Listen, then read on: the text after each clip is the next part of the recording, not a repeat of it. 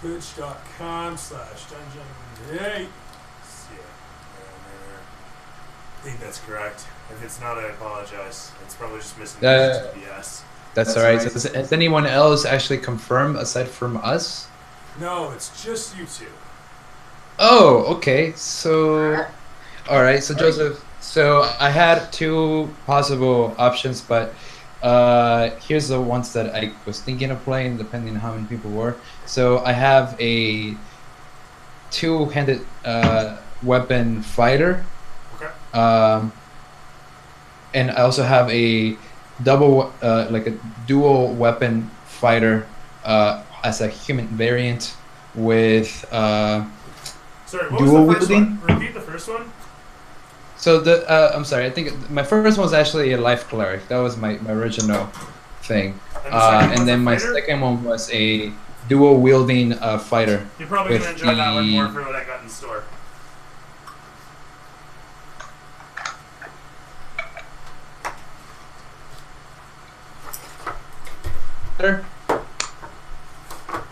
You can play the cleric if you want. It would make more sense story-wise, but okay, that's fine. That was originally my that's a sheet that I filled out anyways. Oh, okay, perfect. Yeah, that was actually because I used the app instead of I usually use the app to help me out with stuff. Sure. Let's see. All good. Let's just move some weights. All right. Well, so the character that I have pulled up right now is actually a assassin or a rogue for now. Is it kobold? The kobold type. Yes. A kobold rogue. Alright. Just gonna clean my laptop out of here real quick. I'll be right back, gents. Hold that thought. Alright. It's alright, Joseph. So let's see, because I haven't actually even finished my character sheet. I usually use an app and kind of transferring over to this sheet is a little tedious. But generally speaking, I am going to have a light crossbow, and I have a mace as a weapon as well. Oh. Nothing special. I do have bless, and I do have cure wounds. I'll be taking also sanctuary in case we need it. All right. As part of my cantrics, I have light, guidance, and sacred flame. So the way that I've got my rogue set up right now is he's actually more of a ranged fighter. Okay. So he's gonna depend on you more or less for the heavier frontline combat. Oh, really? Okay. In the event that we end up outnumbered, I am actually more likely to run away and cower from the fight than actually try and finish the fight. Right. Okay. I just lost footage for some reason. Out of where? Do you still have it? Oh, nope, still there. Okay, never mind. You got it back? Still running everybody just fine. Okay. Let's see. Windows temp what AV? So it's on your end? It's my end. It's just that sucks. silly. Just really silly things. Kobold. Alright, hold on. Let's pull you up a kobold.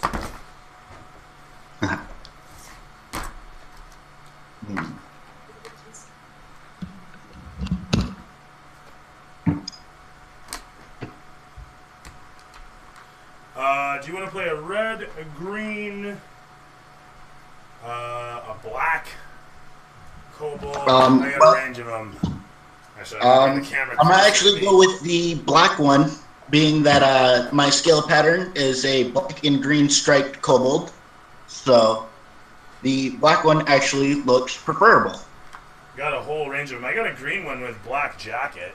I mean, we got a whole bunch of them. No.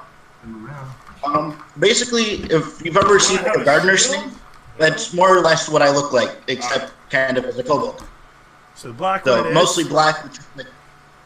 couple green stripes going down my back. What kind of weapon are you using? I mostly use my short bow, but I also have a rapier should somebody get close enough for me to use it. Alright. And, where did Elliot go there? I don't know. His woman came up, and then I think she's getting ready to leave. So, Fair enough. or not, I don't know. One or the other. We'll see. All in due course. And he's back. Get my demons put away. On his headset. All right. What was your race, Elliot? Okay, sorry about that. No worries. What was your race? So what were you saying? What was your race? Human variant. I picked up When you tough. say variant, what do you mean? Just that you're using the feats rule? Yeah, I'm using the feet, so I get the extra skill proficiency. Yeah, no worries. You don't have to call it human variant. It keeps making me think of like there was an actual human variant. Oh, sorry, you're looking at my crotch. There was actually a human variant race at one point. I don't know if you guys are aware. And so every time you mention this, I think is that there's AD&D? I don't remember, man. That was like D&D 3.5 and Pathfinder, I think, had it too. Yeah, I played Pathfinder, but I don't ever recall like the variant everything. human. Who am I kidding? Pathfinder had everything. Pathfinder had so many variants of everything. It's ridiculous. Anyway, so getting back to it. In the PHB that the feat rule is referred to as the variant for human. No, Yeah. I know they can use it. Let's not dwell on it, gentlemen. So you were saying is human. You're playing a human, male, female. Sorry. Male. It is. I guess I can give you age and all that stuff. You want more of that Yeah, I'm thing. trying to His just name. basically pick you up His name on is. this. So his name is Don Vida, or Don Vida, or Don Vida? you know, I'm liking Don this. Vida. Don Vida. You know, I'm a little liking this. a pun as a name. Don Vita, as such, As a part of a name, because he's around 200, 200 pounds, for being How tall a is this guy? cleric. He's about 6 feet. Okay, so he's a stack dude. He's a stack dude. He's pretty stocky. He's pretty stocky. What's your kobold's name there? What's your kobold's name? I just want to get it on The kobold is Tez. Tez, that's what it was. Tez. Alright, sweet. Tez the kobold. Excellent. Yeah. Tez the He's kobold. a whopping 2'7", weighing in at a grand 28 pounds. I feel like he should weigh more for being that tall, because like 28 pounds really ain't a lot. My kid's probably about like 60 pounds, to be honest with you. You'd probably get away with, mind you, scrawny kobold. I was gonna say, kobolds only range from about 25 to 35 pounds in general. Really? Yeah, you And think being about that it, he's an urchin, grew up on the streets, he's not the most built kobold. You're a dual wielder, eh? You're dual wielding? No, I actually prefer range fighting. Yeah, no, fair enough. I was talking about our human man there. Oh, human man. Don Vida. Actually, dual human. wielding. Actually, pretty simple. He didn't take up dual wielding. I was thinking about it, but he instead took on tough. It's just the Right, extra fair two HP per level. So what are you using for weapons then? I only have a mace and sacred Oh, flame. this is your cleric. This is your cleric? Yeah, this is my cleric. I'm only playing my cleric for today, unless you want me to play two Alright, characters. no. That's fine. I was just remembering wrong what you were saying. What do you think of this guy? Do you have a shield? I do have a shield and I have chainmail. Oh, fantastic. What do you think of this guy? How do you like that? As much as I can see it, it looks just fine to me. Yes. Terrific. Yeah, that's great, eh? Alright, on. Alright, let's get this set up. Let's get this show on the road. So we got a kobold, we got a cleric. These guys put away. All right, I gotta get those dice here. I probably should have posted the link to this. Yeah, it's all right. Alright. So you do this quite often, dude? Yeah, you might say. Yeah, the online chat room and all that stuff. I actually just started doing this a little while ago, and I legit. Yeah, how's Sorry? I'm sorry. Go ahead. I was gonna say I legit decided to extend the service, as it were, to the Facebook page Right. as a thing, just to see who would bite, and Right. I'm pleased with the turnout. I mean, I didn't I didn't know what the fuck I was gonna do when there was like 40 people, but I did a little sheet and I said, you know what? I'll run a Thursday and a Saturday and we'll see where it goes from there. If I burn out, I burn out and I stop for a while, right? What's the worst?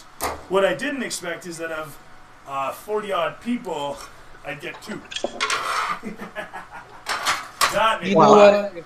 It's quite common for that to happen, especially on Facebook. Dude, you don't have to tell a lot of flakes. Oh, dude, you don't have to tell me. And it's not even flake. You have to understand. I've run a semi-public game for the last going on 7 years, going for my 6th year right now. Oh, that's right. You run the website with that stuff. That's right. I've been doing this a long time, right? So, long and short. It's a lot of schedules. I mean, this sounded really nice, and being that you guys are East Coast time, I know for me, like I'm active duty military, so like I'm on Pacific though. I'm on Pacific time. Pacific time. Yeah, man. well, I'm in Japan. You're in Japan? So like, You're in Japan? Holy crap. yeah, it's You're 10 o'clock in the morning for me right now. Holy shit! Oh, right on, man. Does that work for you? Yeah. Is that good timing for you? Yeah, oh yeah, this is Okay, perfect because I work the night shift, so I get off and then I'll be coming here. It gives me time to get ready and then Badass. play right up till I go to bed. So Hey, badass. That's cool, man. That's so cool. in I Japan, like you it. can't find anyone to play Dungeons and Dragons? actually, I have a group here that I play with too. Actually, okay. So You're just addicted and feeding the addiction. I understand completely. All right. yeah. So, do that. What should I do with it? There it is. Shoo. Yep, that and this and the other thing. And, oh shit, I'm not on Wi-Fi. Okay, 1 second. Yeah, take your time, man. Let's see. What do we got going on? Well, I'm starting to think about it. Like, I can't really do a lot of damage. Like, my thing is I can tank and I can heal myself and just constantly be doing that. Well, so that's actually perfect because basically, so as a kobold, I get pack tactics, Which which is- as long as you're within 5 feet of the enemy, I can basically always get my sneak attack damage. So Dude, I that's am sweet. yes out the ass. Dude, yeah, but you know what? But- I'll do this. Like, I can either taunt and then I can if it's like a big dude, I can just cast Sanctuary on myself. You come right around me, and if I do get hit, then I'll just heal myself and I'll just keep it up until the minute goes up. Right. Yeah, which by the time a minute goes up, if this thing's not dead, I need to just turn in my bow and quit adventuring. Yeah, it's essentially right. Because what is it like? It's like 10 rounds per minute. Yeah, 10 rounds would be a minute, so Yeah. a minute in combat is actually quite a bit. Yeah, 10 rounds is a lot. If you don't kill something in 10 rounds, we're doing something wrong for sure. Yeah, Or it's especially doing during something very light. deep clicks, then whatever. Let me see what my short bow does. Right. So So I didn't quite understand some of the lore. It's several thousand years in the future from where though? Like, is So, it? like, basically current canon is at about 1700-ish? And, Okay. And so where I'm at with all the, because every time I finished a campaign, I'd be 500 years in the future. It's not 500 years in the future. Okay, a new campaign, 500 years in the future. And so now we're like 2,000 years in the future. And I'm like, all right, well, so I guess electricity should be a thing, but it'll be magic, lightning. And, we're going to need airships to get around, I guess, because there was that cataclysm, and there's probably another cataclysm, so I said there was another cataclysm. Or because of that cataclysm, there was, basically what happened is, the gods had a war, and and terra firma got torn asunder. It got torn apart such that the world itself was repelled from the very central core that makes up the big mill of magic and time and blah blah blah. I'll get to that later. Point is that the result was giant canyons and rifts in the planet's surface as the land sprang away, repelled from the surface, such that we ended up with floating islands continents, moats that float around with cities and peoples still upon them. I see. Orcs and goblins and other goblinoids as such have advanced. They're no longer just scrabbling lunatics. I mean, there are tribals still, just like we have in today's world. Like, you go out to the middle of, and you'll find whatever sort of tribal existence, you know what I mean? But yes, that's not the norm. And that's what's going on here is now orcs are advanced in the same fashion as, like, Warhammer orcs. But don't for a second think that I'm feeding into some, like, bringing Warhammer into D&D or something like that. that'll be so badass. It would be cool, but I don't actually know much Warhammer canon, so I'm making do with what I have. Yes. So, that all said, let's get the last two steps going here, and that is, how well can you hear this? Try more volume. What is that? It sounds. Try more. Oh wow! It's a little crazy. It's muffled. It's very loud. It's very loud in the stream. I should turn it down. Try more. It's a little Crazy. It's muffled. It's very loud in the stream. All right, there we go. Okay, so it sounded a little muffled. That's what I'm saying. Like, are you running? Are you playing it off of the, like, you playing off the sound onto the mic, or are you using the sound inside the chat? It's coming through the mic, so it'll be a little muffled. Oh, okay. Yeah, I have no way of feeding it. Chat. I was like, oh, this guy's very innovative. No, it would be if there was a way to get it through the chat, but for that, there's some technique that I have no idea about, and so it is what it is. But you can see it on the Twitch stream because I can feed it through on there, so there is that.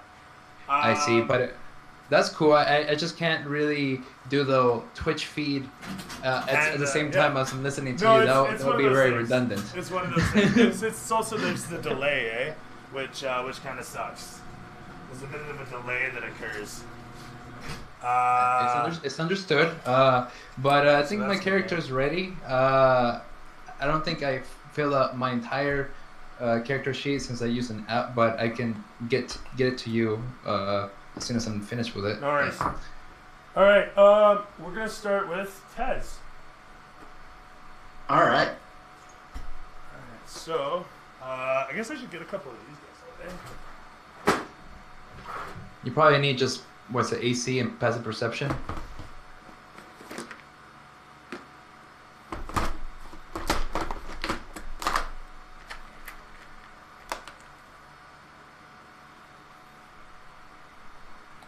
These guys out.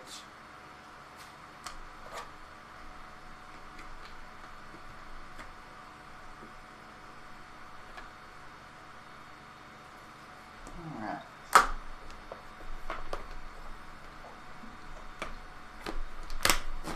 Alright. What's Tez's intelligence rating? Intelligence is of average intelligence of 10. Fantastic. Hey, we're equally in wit. All right. I like that. Well, you've probably got more of the book learning under your intelligence. My intelligence was more gained from the street. So That would be wisdom. It would be slightly different. Yes, I see. So you're definitely streetwise, and I tend to be more spiritual in a sense, since I probably wouldn't say I'm very wise, being that I only have an 8 in my wisdom. But I'm still very young. I have time to learn in my arrogant ways. Nice. I understand. Well, let's see what else. So if you call yourself, not so wise, then I myself, I'm not very,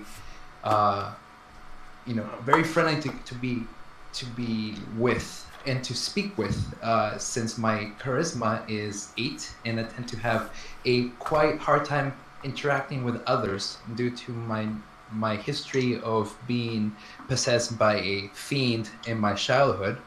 and then locked away, only to escape and still have the demon inside me, and slowly asking for its thirst to be quenched.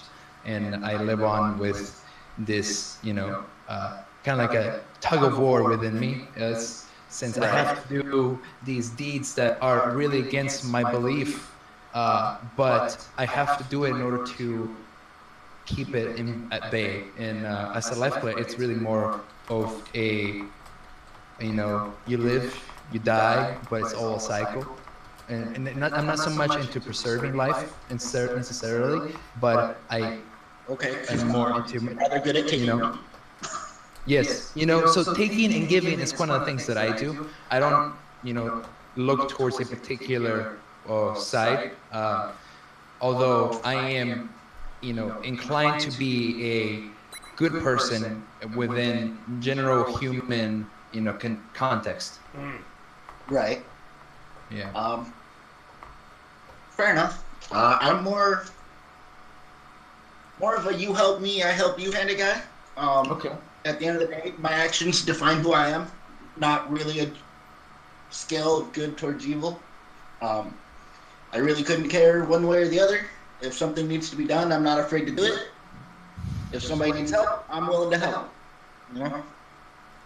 All right.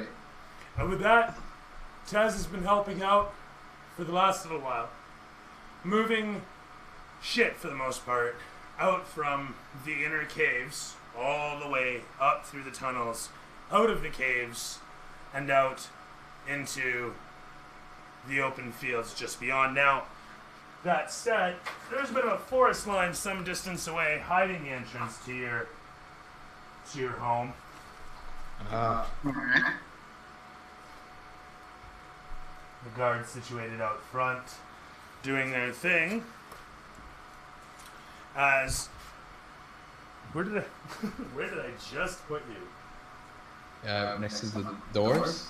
I literally just put you somewhere, and I don't know where the little kobold dude went. Oh, I see. Am I the one dudes. Isn't that two little dudes by the door? Has disappeared. Yeah, well, those guys are just supposed to be guards. I'm trying to find okay. our actual character fellow, who has positively vanished from sight. And I keep seeing little black spiders all through the miniatures. Sneaking around, I don't want to be seen carrying shit. Apparently you're not good. One of the less desirable jobs for the younger males to do. I have to agree, like, stealth seems to be actually one of the features that I picked up along my way. It's very uncommon since I do carry, chainmail, which tends to be really, really heavy and loud. But somehow I managed to increase my chances of not being heard with heavy, clanking metal. Yes. Alright. So I just found this guy. So, as you've had a busy day of moving shit about at the behest of the tribal chief and council, you have been allotted time for a rest. Being that you are one of the elite guards, they say, You can have your rest. Just head up to the top. Change of guard duty is due anyhow. as you get up to the top, you can see that it's an especially... Oh, that's not good. You can see an especially foggy night. Oh, no, you can't, because there's no ice in the machine. But anyway, you can see that there's an especially foggy night. I see it. I see it. Yeah, kind of, sort of. Anyway, you can see that it's an especially foggy night as it coils and roils between the different trees ahead of you. As you come upon, you can see two of your guarding compatriots to the left. The one is sitting there trying to smoke an apparently broken cigarette he's rolled out of some parchment, but he's failing miserably because kobolds don't really have lips. He's just decided to try and take up the habit, but is having no success with it. So as he stands there, fumbling about for a moment, his eyeballs move upon you and he sees that you've arrived and says, Oh, you've arrived. Oh, good. I can change out. My legs are so tired. I need sleep. of course he's saying this in kobold, so it's like, right, and that sort of thing. Obviously. So, with that in mind, He sets his spear against the wall, looks at you and says, How is it inside? Is it busy? and it has been busy of late, as you're tooling around. I should mention something. Sorry. Tez, being one of the elite, is also known as a key carrier. Specifically a relatively important individual in the tribe because of this key that you have hanging around your neck in a little leather case. And when I say leather, it's made of the skin of something, you're not really sure what. You don't really remember. In any event, this little leather case that hangs around your neck has in it a little key. And this key you've just had for however long. It goes to a door in the back. Big metal thing, really important, they say, but you've never dealt with it. You were born here. You'll probably die here, like your daddy, mommy, whoever. But that all said, I should probably hide that. And that doesn't work, whatever. Where are we? So sorry. Sorry, I guess I'm getting delivery. Oh yeah, no worries. He's doing his thing. Alright, that's all good. Let him do his thing. What's he getting? Domino's? Is that Domino's? What's that? Did you get enough for everybody? I hope you got enough for everybody, Joe. Yeah, man. Well, I would share my personal pizza. You're more than welcome to a breadstick if you can reach through and grab it. Just download it to me. It's all good, bud. Go ahead. Okay. So, as I was saying, it has been busy today as you've been cleaning up. It's refuse day, which is when everybody puts in the time to clear out all the various shit pits around the tribal network. And so the tribe bands together, all 30, 40 of you, and you set to cleaning out all of the shit pits around the cave. So it's been a busy day, and these guys got out of it obviously by pulling guard duty. Everybody's expected to do the guard duty despite whatever other duties they have. So sometimes you'll actually see the priests come out, although they protest and they'll say that, oh, conveniently the gods don't want them to do it. But that all said, tonight's your night. So out here you come. And he says, Oh, it was refuse night. I probably shouldn't go in and piss in a corner. and so he heads off towards the trees, right? And so the camera pans up towards you as he heads off towards the trees. You step in, taking over. The fellow there on the... Oh, wow, you can't really fucking see that because of the people's faces. But there you go. So the red figure that you come upon, he turns around to greet you as you come towards and take the spear from the wall. Standard guard spear. You have your equipment on you. It's fine. But you guys use these because if tallies actually do show up, it's really hard to hit them in the face even with a rapier. So you have your preference. That said, he greets you as you come upon. This is Farlanexus. He's a bit scampier than most other kobolds around the tribe. A red skin. He's known to be a bit of a prankster. So in any event, as Farlanexus looks at you, and the other fellow heads off towards the trees, he looks upon you, and he says, "I like your shoes. I really like your shoes. I think maybe I'd like to have your shoes." I look down as I'm not wearing any shoes. I find this oddly misplacing. He says, I want to skin your feet and wear them as shoes. And he gives you this wry grin. And you're not really sure if he's messing around or not. In the background, what's your passive perception, actually? Passive perception is 13. 13? Okay, actually, that's great. Out of the background, as you're contemplating this, you hear a sudden... I am going to look in the direction of that sound. All right, that would be over towards the trees. So I say peers over, and as you're looking upon the trees line where your friend went to take a piss, it shows you walking into view, and you can see in the distance, how's the camera angle on that? You can see in the distance a form, a silhouette in the trees. And you're not quite sure what to make of it as the fog rolls past. This thing's noisy as fuck. Sounds like Nope, somebody thinking as the fog rolls. Oh, there it is. There it is. Oh, the effects. Yeesh, wow. So as the fog rolls on, I'm gonna go ahead and actually try and peer through the frog. Wow. It's really hard to, it's really difficult to see through the fog, but you see Yeah, the reflection of the moonlight upon the silhouette.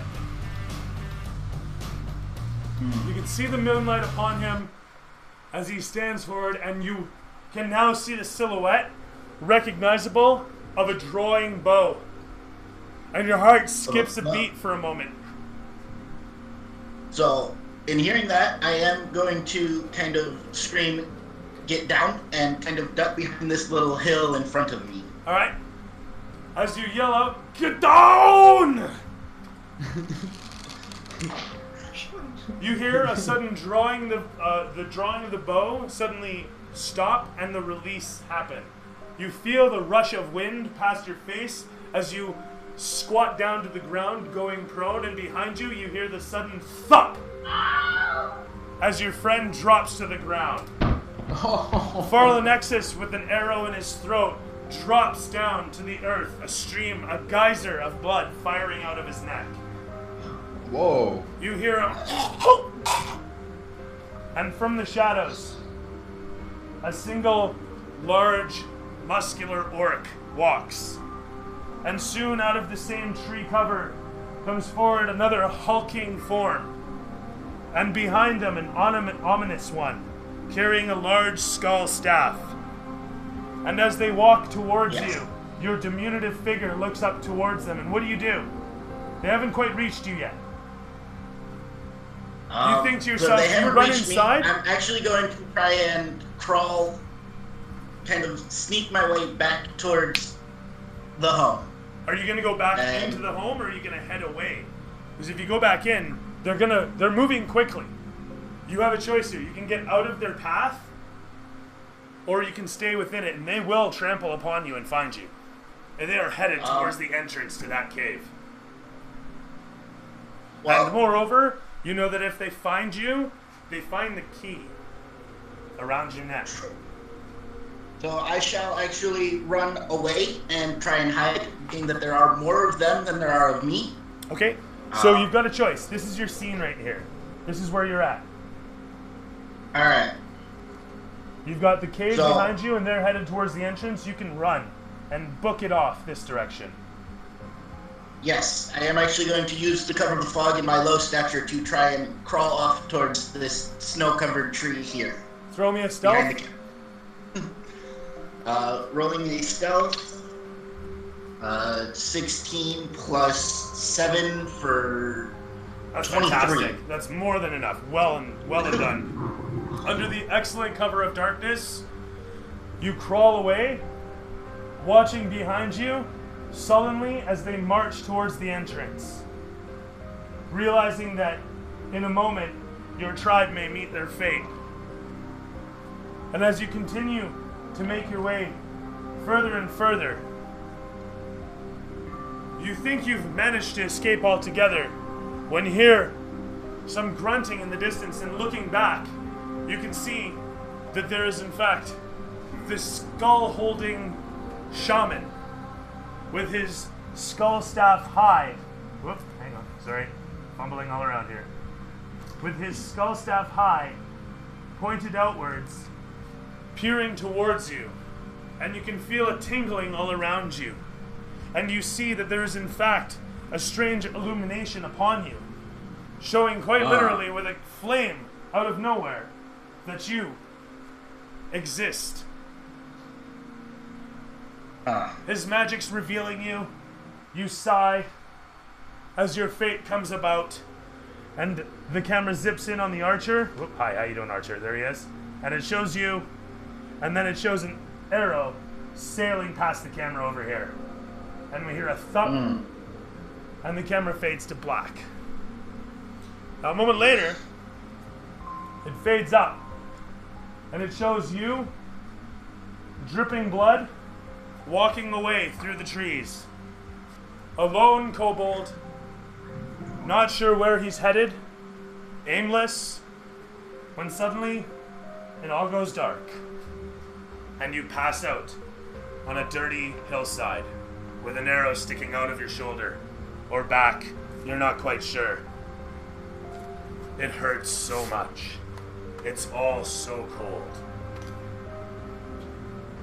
So tired. So tired. So tired. Alright, now. The next one will be better. Man, that was rough.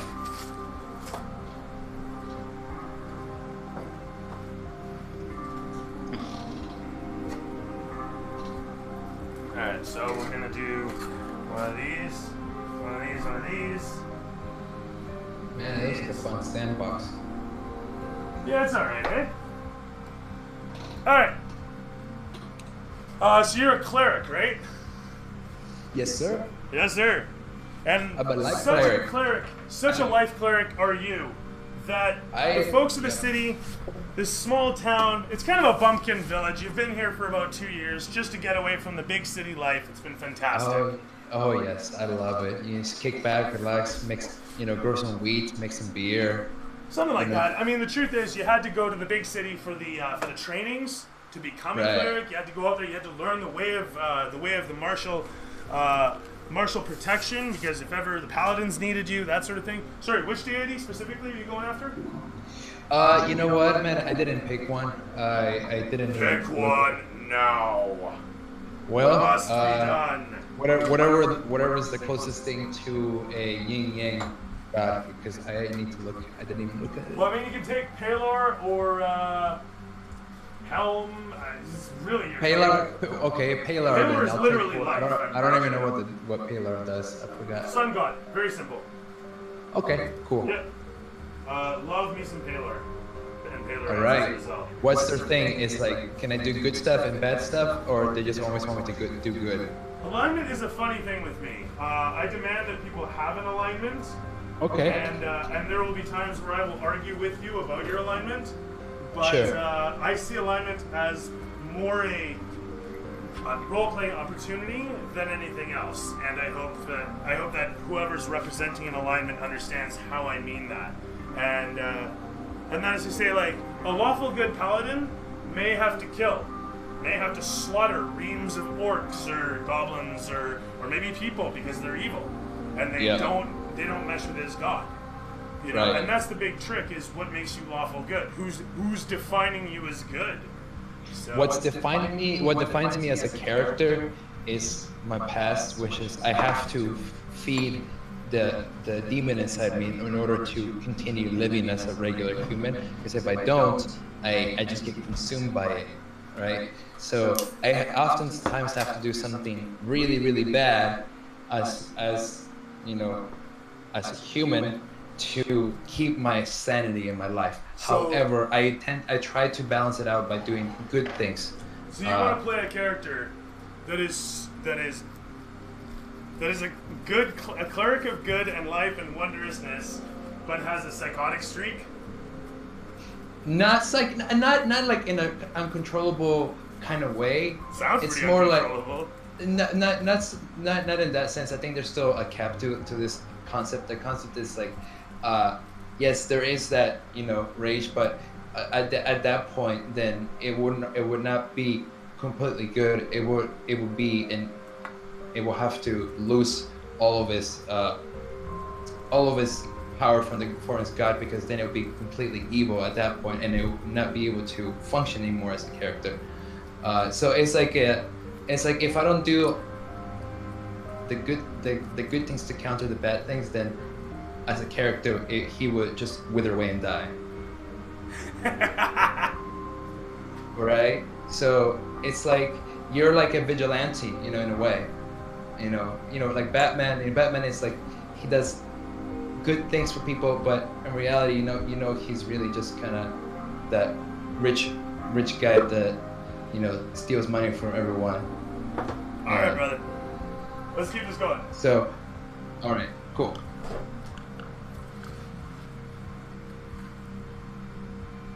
Where did I put you? There you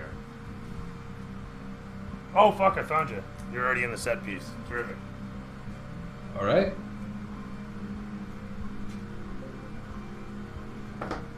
So, almost forgot the important guy here. Where'd he go? Where'd he go? Where'd he go? Where'd he go?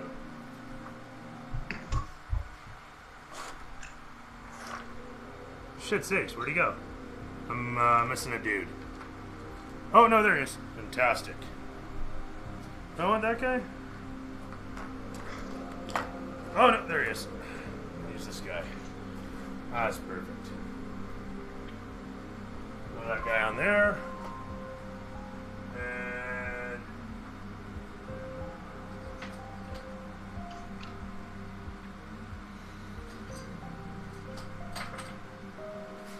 so you...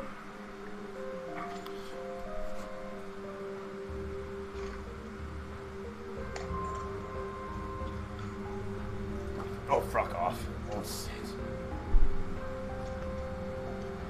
There we are. Alright. Sure. So, Don Vita. Don Vita, yes. You are in the local tavern. Uh-huh. Your hands are covered in sticky ickies. Dark. Yeah. Very dark. Oh, little that kind of frothy, in place. fact. so Dripping from your comfortable. hands, you hear that. And you hold up. It's a boy. Okay. And you look up at the flushed, bouncing, well, not so much, the flushed mother as she's got her legs splayed out, and the what's the word I'm looking for there? The bar wench. She's got a tub Yes. there with a bunch of water. You give him Nice. a little rinse, and you throw the wrapping around him, and you hand him over towards mom. What do you do with him? Actually, you're a cleric here. You're a priest. What do you do with the newborn? so as I help give birth to a child, I decide to first baptize it in Palar's name, because that's what, as a deed of my goodwill and what's left of my soul. I named the child Soul. Soul? Soul, because the soul, or is the sun, gives life all around it. So, as this child lives, may its life bring goodness to everyone. Hey. And that's it. And then you hear the angels. There's a ray of sunshine that pierces through into the tavern. Sorry. Do you have religion as a skill? Yes, I do. All right, go ahead and roll Of it. course. There are clerics that don't take it. And that is true. Well, it's just 10 for right now. Okay, it's basic stuff. You've done this Okay. 1,000 times. You're not really into it. You're like, another tavern wench getting knocked up, whatever. Yeah, So, yeah. point is, you Great name the idea. child another sacred life, handing him forward. You hear the voices of angels overhead. You know you did it right. The girl who receives the boy, she's got tears obviously under her eyes. She starts crying a little bit anew, gives a bit of a shudder. Thank you, Father. And kiss my hand. She does so. Okay, excellent. You rise up, I assume. Yeah, I do rise up, and A couple of the tavern goers give you the claps on the back. Hey! Yeah, oh, and then I kind of go like yeah. this, just kind of try, grab my flask of holy water and just kind of throw it around everyone so they. Hey, give me consecrating the praise. tavern, right on. Yeah. If the And diocese then, could see you now. Yeah, and I go ahead and move out. I guess I'll see what's around this town. Okay. As you head out into the street. Oh, hang on.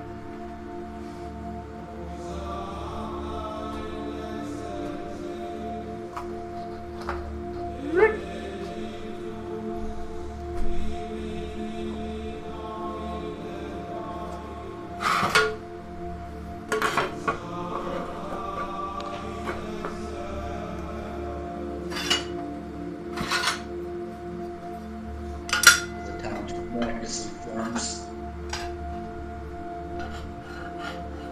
That looks like a lovely town.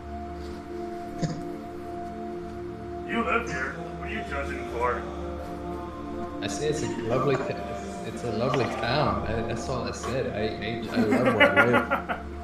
I love where I live. It's it's great. It's beautiful, People it is. love me here, really. What's not to love? You've been so faithful.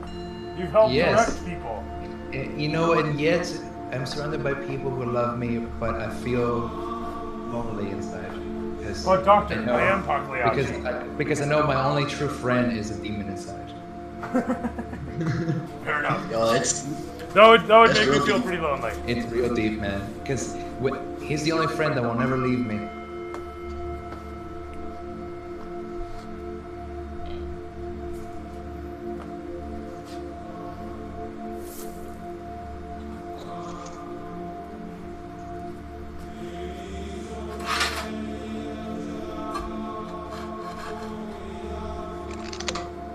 Was that they paved out the place a bit? Man, I cleaned that really good. I felt like the visitors were coming by.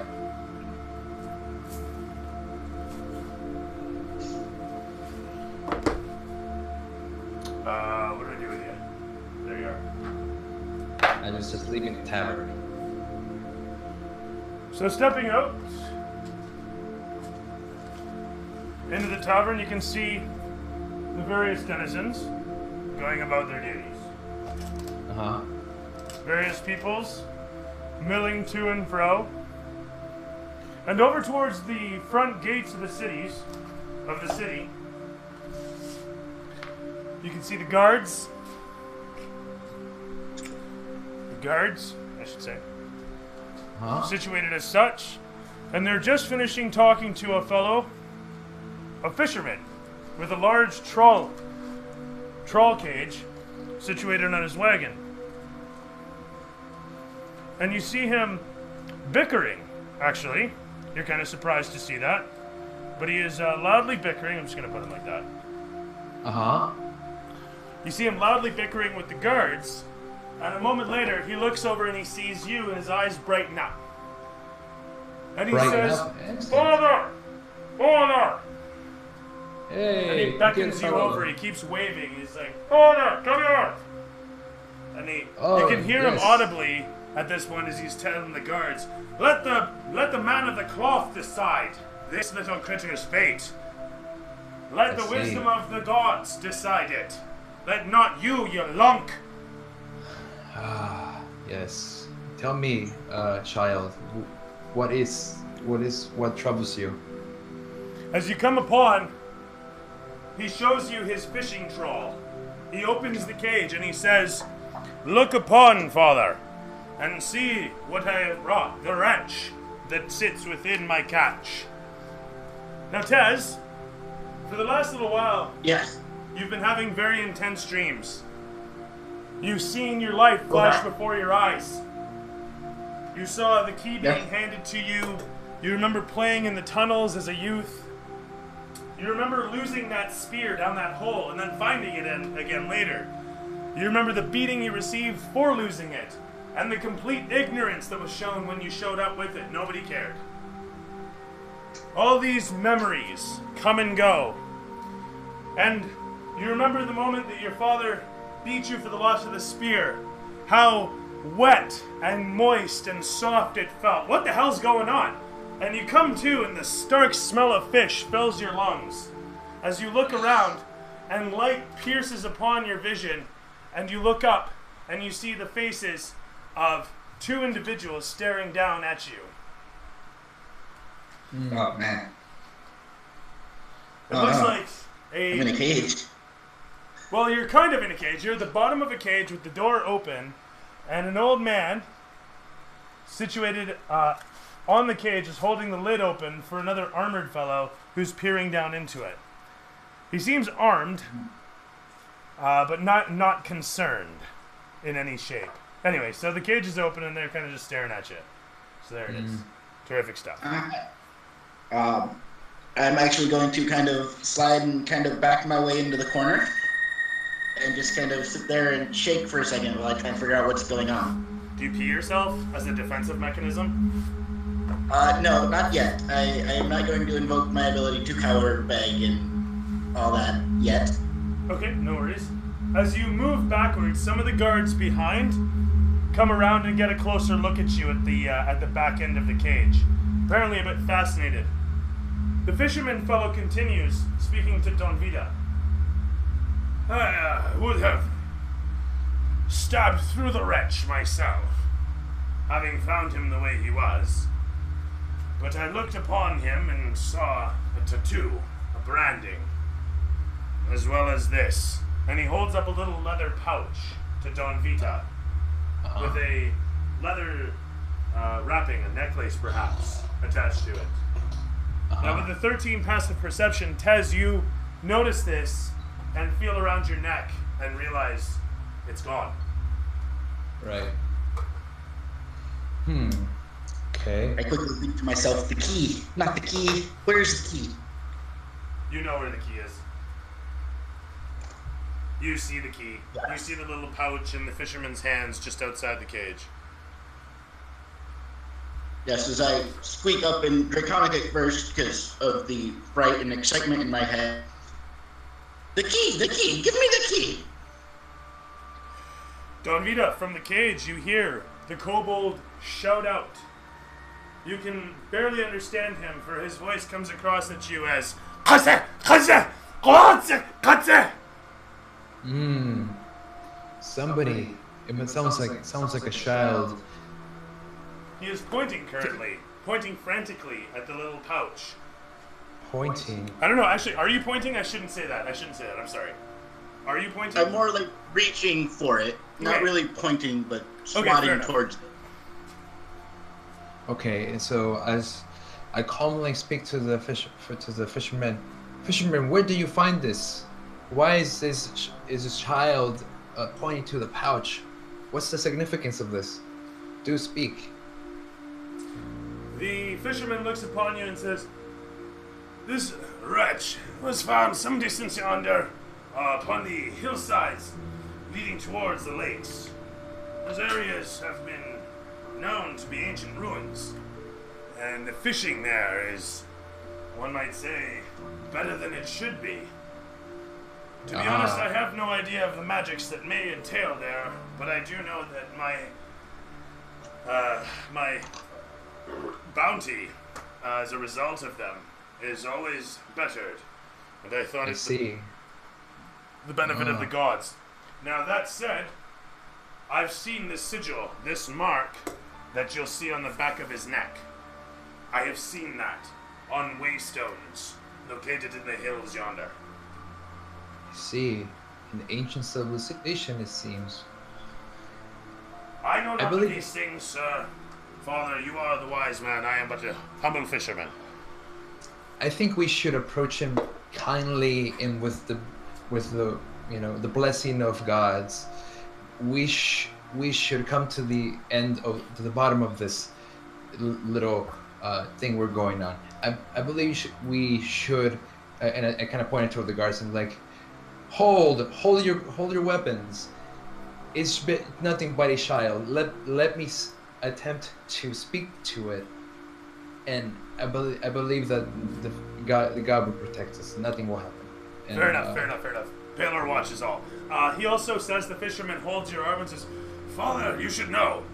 He did speak in his sleep. Tongues mostly, but I recognize the word Orcus. Orcus, that's the demons, isn't it?" Oh, you know very little about your dear father. My apologies, Father. I have And he learned bows down of and he things steps that away. you can barely imagine. So, do trust in me as you have always done, my son. And with that, he bows his head and he steps away without a word. Okay, cool. All right, and then I decide to approach the cage very with precaution. I kind of show my hands up like I'm like, just kind of shaking them like slowly. Tez, the large human armored figure before you, calls upon the heavens. You watch as he raises his arms up, and you recognize it as the shamans in the tribe would do. to bring demand upon those in their presence. Oh. Tez, So what do you do? Do I see this as a hostile? Is this a hostile showing? No, in fact, I believe you are the one that is invoking this attention drawing. Oh, okay. So the attention drawing. It's so that okay. So I'll go on with that, I guess. Yes. In seeing him do this, I am going to kneel as we all do when the shaman calls for the attention. Oh, very good. Excellent. I try to. I like to kind of like, since I'm really big and tall, I want to be to appear not very So you kind of intimidating. kneel down So halfway? I kind of come down on one knee. Right. Okay, Yeah. very good. Bringing yourself down to eye level as one would speak with a child. Yes, I do. I don't know what I can offer to it. I'm gonna attempt to speak common to it and see if it understands Tez, me. as he comes towards you, you see that he is being weak, and you're not sure why. He is portraying weakness. It is Oh. not typical. But as he comes towards you, you don't feel as afraid. Oh. But you also okay. notice that he's got the key in his hands. Right. Okay. I ignored the key and so No. bypassed that. You've got the key.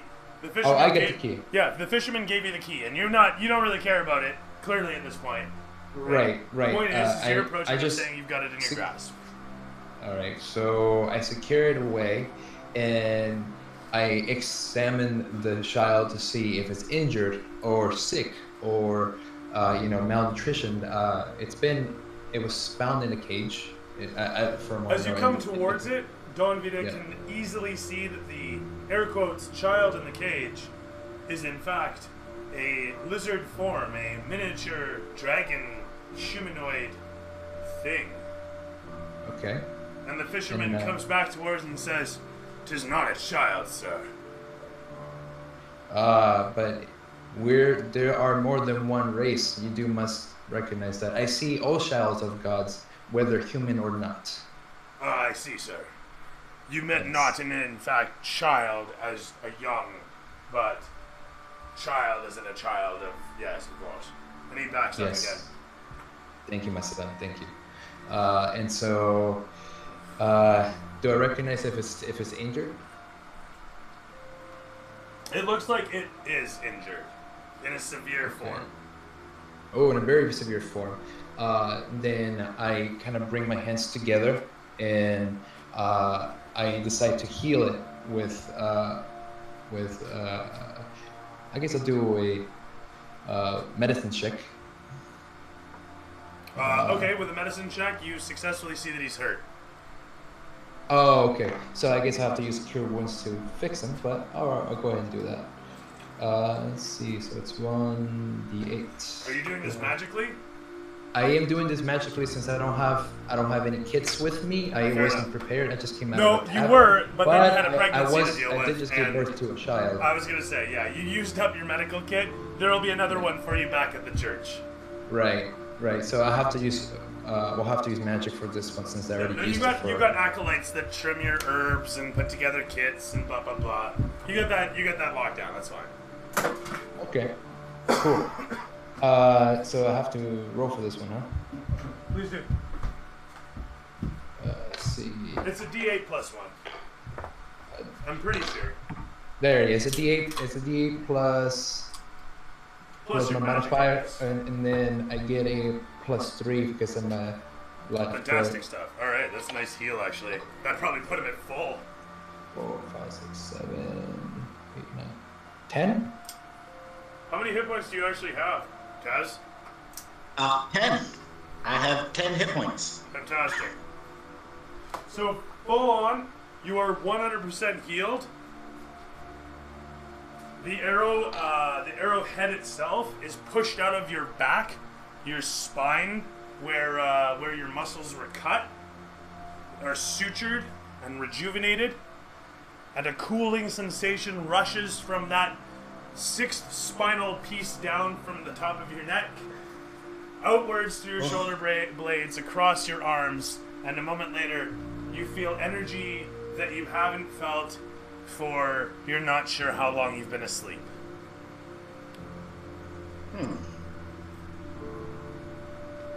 I kind of shake a little bit as magic has always been weird to me. I've never really understood it. The shaman's magic, though effective at times, was never as such. He typically would just light things on fire.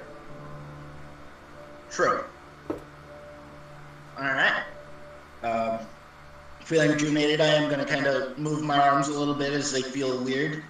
No doubt. A tingling And I'm going to kind of stumble out a thank you in common. Alright, so you're still in this cage full of fish. Are you climbing out? No. I'm still in this cage, still attentive to the shaman. Alright, fair enough. So you can only speak Kobold at this point, I'm assuming. Or did you take Common? No, I actually know both common and draconic. Okay, sweet. Is it Kobold or is it Draconic? I can never remember, actually. It is draconic. It is Draconic? Okay. So that said, does Don Vita have Draconic? Don Vita has Common and Abyssal, and he has Dwarvish. Okay, fantastic. With that in mind, Well, I did. You're barking out at first in in the Draconic. common tongue. Yeah. First you're barking out in Draconic, and then realizing this guy's not understanding you, at which point you shift to Common. I'll rely on you to come up with the proper accent for a kobold speaking Common. But, what do you say?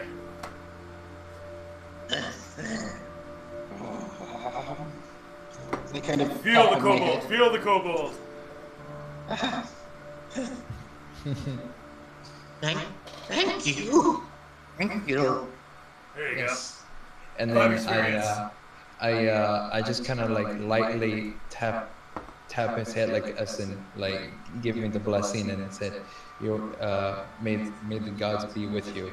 And I try to emanate my true essence of life and goodness in life, and kind of give him the vibes. go. The good vibrations. You can Yes, hear the it's a good vibrations over. Alright. With that said, you give him a pat on the head through the cage. He pats you on the head. What now, gentlemen? The fisherman looks at you and says, Father, I don't mean to be rude. I must get these fish into a storage. Salting and whatnot. Getting to work before the sun goes down, do you understand? Yes. This. Thank you for your patience. This deed has been done. I will remove and take the child with myself, and I will deal with the rest of it. As for you, please go ahead and take the food. You know, the people will need you. They need to be fed. I thank you, Father. And then I send them a blessing again. I am allowed to come out. Yes, please do. Come. And then I kind of just like tell him to come out, and kind of was You like, backing him upwards? Okay, cool. you know, I climb up and out.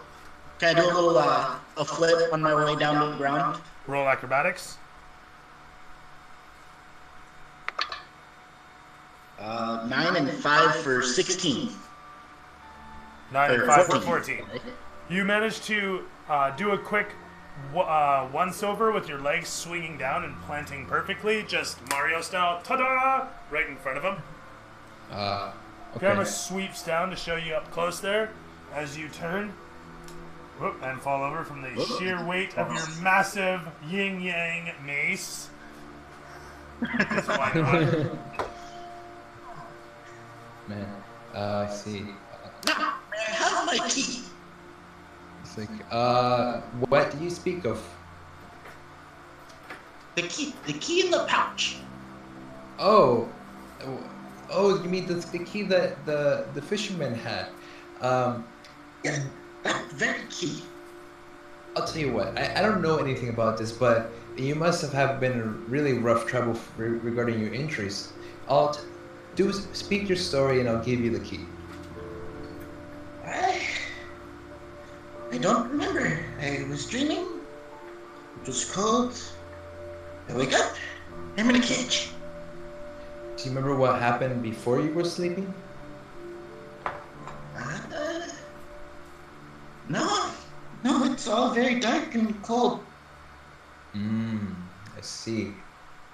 Perhaps, perhaps we can help, or help. We can find somebody in town that may knows of where you're from. Do you remember where you come from? I come from the tunnels. Always the tunnels. What tunnels? Our tunnels. The Our tunnels tunnel. are home. Ah, and if I were to point at a map, could you understand it? Um, You're not I sure can show you what what he the means. tunnels. You're not sure what he means by map. He doesn't know what I mean by map. Okay. I see. I say this. I say we do some, some little getting ready for a long trip, and maybe I could help you get back to your town. That would be very kind of you. Very kind indeed. I see. Okay. Well, let's get to it. Let's not waste any minute. I have a long rest of the days and many things to get back to. So let's get along now. I kind of scamper along behind him as he kind of walks through town. And you're headed towards the church? Yes. As you guys make your way along, the camera pans with you as you find your way to the staircase and disappear from view. See. Okay. Camera's gonna pan out, and these guys are gonna get cleaned up, and a loading screen shows up. Buffering. Buffering, yeah. Buffering. Buffering. In the church, assuming that I'm a scholar as well, I will have perhaps some sort of map regarding the terrain and possible tunnels. Oh, yeah. Maybe some ancient tunnels. Throw me investigation. Okay, let's see here. Do As I have well as luck with me? persuasion. It's an investigation, right? Investigation and then persuasion. Yeah, sorry, they fell up. All right, here we go. Okay, man, that's really low. 6. And then my persuasion is 11. What's your charisma? -1. Oh, shitty. Yeah, I really went for the sort of intelligent. Going into the libraries, this massive rotunda. It's a bit of a tower, and it sprouts up and goes down into the earth a ways. So it's a squat building from the outside, but descending down the stairs, you speak to Isabella. She sits at the main desk, and she's a svelte old lady who is extremely well read, very short on words, and always reading another book. You see her talking for hours with the custodial crew, as specifically one fellow on there, but you don't pay a lot of attention. Anyway, she doesn't like you for some reason. You're not sure why. You try talking to her, and she just keeps giving you the cold shoulder. As you approach this time around, it's more of the same. She gives you a, "Hello, Don Vita. Always Hello. a pleasure. And you what's need her me name? to look something else up. And see, this is why we don't get along. I keep telling you, and you keep coming begging for things, and you don't even know my name. Yeah, that's So it probably is, why Don you Vita. don't like me. What do you need?" And she hears you out, and you describe that you need access to the maps room and blah, blah, blah. And she just points you towards the key rack for the public stuff. It says, "Sign yourself in and out. Bring the key back in a due course. On your way." And you say, "Well, can you look up this stuff for me? I was wondering." And she says, "No," and passes you along. And so there's your 6 in your... And so it is. So you have a bunch of keys sitting on a wall. And that said, she points you towards the wall where she's pointed out that there is a key there to the maps room available for you to use. Oh my god. Okay. Do all the keys lead to the same different place in the library? No, there's a couple different, like, there's different vaults, and you can unlock, like, there's books that are chained up that you have to unlock to take them down Okay. and read them. Are the keys labeled? Yes, very clearly. Okay, so I'll take a key. I'll look at the keys and take the one that says topography or geography Oh or no, there's maps. just a maps room. There's just a maps room key. It's Oh, just it's got just a a little maps room compass key? rose Okay, I'll on take it. that That's key. it. Yeah, you take the key, you write your name in a book. That's the proper procedure. I don't know if you want to or not. It's up to you. I decided not to write my book as a way to show how much I dislike her. Roll sleight of hand, because she's watching you like a hawk. All right, let's see. Oh jeez. Please tell me That's you a know 3. 20. Oh, did you? So She notices. you That's- literally played off as you're just being a prick. Yeah, that's So what there I you go. really wanted to do, but because she obviously mocked me and says No, that's I don't fine. like you. You act like a prick and then throw the quill to the side, and there's like a little splotch of ink that blotches against the page, and you walk off. Yes. This is kind of the equivalent of taking the negative response in any Mass Effect game. She gives you a grimace and a roll of her eyes as the camera sweeps across her face, and a moment later shows you ascending the stairs. Do you have the kobold in tow?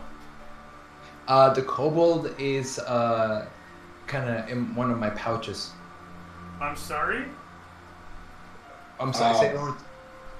Because I didn't. I tried to. I guess I didn't. I forgot to say that I wanted to hide him, but I guess he's in plain sight with me now. So, yes, he's in plain sight with me, and I'm kind of attempting to hold his hand, but it's, Joe, did you know about this? I did not actually know about this. No, this wasn't a plan that you were privy to. This wasn't addressed with you at any point, was it? Definitely not. I am definitely just. No, kind of I don't remember that wondering either. Oh my behind it. goodness, that's so funny. All right, so how about we talk about that for a moment, gentlemen? well, you down with this? Is concealing Taz down with this? him. I wasn't sure if because I was having a conversation. If they did notice him, they would have said something. So, I guess is he hiding? He didn't say he was stealthing. Well, neither of you guys did. That's my point. And so I just want to address that real quick because I forgot to address it personally. Okay. So what do you want to do? What do you want to do? I'm definitely not trying to hide. Okay. All right, Tess. Yeah, I'm definitely not just gonna get into a bag. All right. Granted, I respect that you are men of some mythical abilities, but I do not trust bags. I actually do not like being confined. So I will kind of wander in tow with you, but I am not going to just hide per se. Okay. I am actually very curious about what's going on around. Okay. So the scene is Kind of peeking in the sights as we're walking through town and whatnot. okay. So what is Don Vita going to do about this, if anything? Dambita is gonna keep. If they question why that thing is here, it's like I will say I saved his life, and then I'll say in Dwarvish I'll just say he's my servant, but Okay. then nobody understands it, and they just kind of pass it off as nothing. So the scene starkly changes. Shows you guys walking towards the church. The round doorway comes into view as you guys are stepping towards it. You reach out and pull on the latch, unlocking it and pushing open the door with your elbow.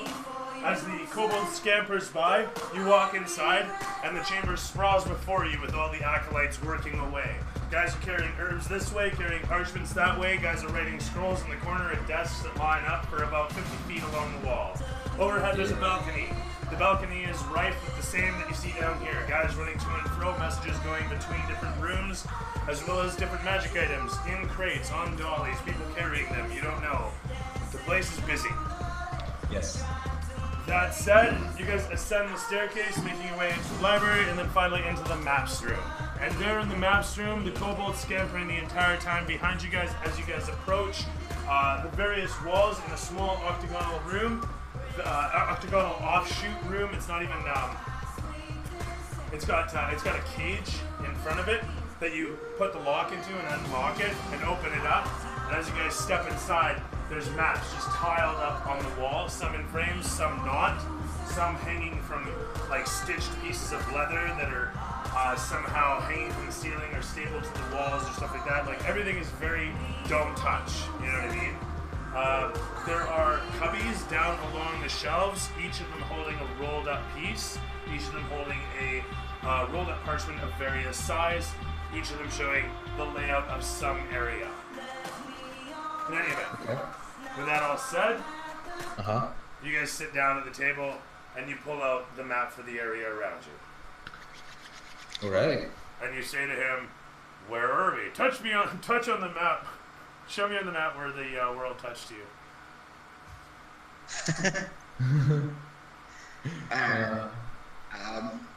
I'm just gonna kind of look at this and scratch my head and kind of look back and forth. I'm gonna look to you, and then I'm gonna look back at the map and just kind of shrug at it. Sure. Okay. Done. All right. Noticing this, I quickly ask him, what's the name of the tunnel? The tunnels are home. We You can We do not- feel free to make up a word for it and be like, the Chachtum, right? And that's where we fucking live, is the Chachtum. Right? It doesn't have an English word, it's just a common tongue word. It's just the Chachtum, Yeah. that's where we live. Oh, two. Okay. I don't know, I'm just saying, you can make up whatever. You could be like the 69, that's where we live. It's your world, man. It's your world too. It's your... we definitely just call it the tunnels. I mean that is what we call it. That's what we call it. translates to There's Chachtum, there you go. Okay, so you said The common tongue it's not uncommon. Or that is the common tongue, it's just the Common. tunnels. Okay. Then I kind of look and puzzled. I see that he doesn't know. He doesn't understand what I'm talking about. So I decide to look at the map and search for known tunnels that have been laid out by previous explorers, in attempt to kind of like deductive investigation to Yeah, find so- the proper tunnel that he comes from. There's two Like- roles that come into play here. I need you to roll investigation, and Okay. then pick me odds or evens. Even. Okay? And roll investigation. All right.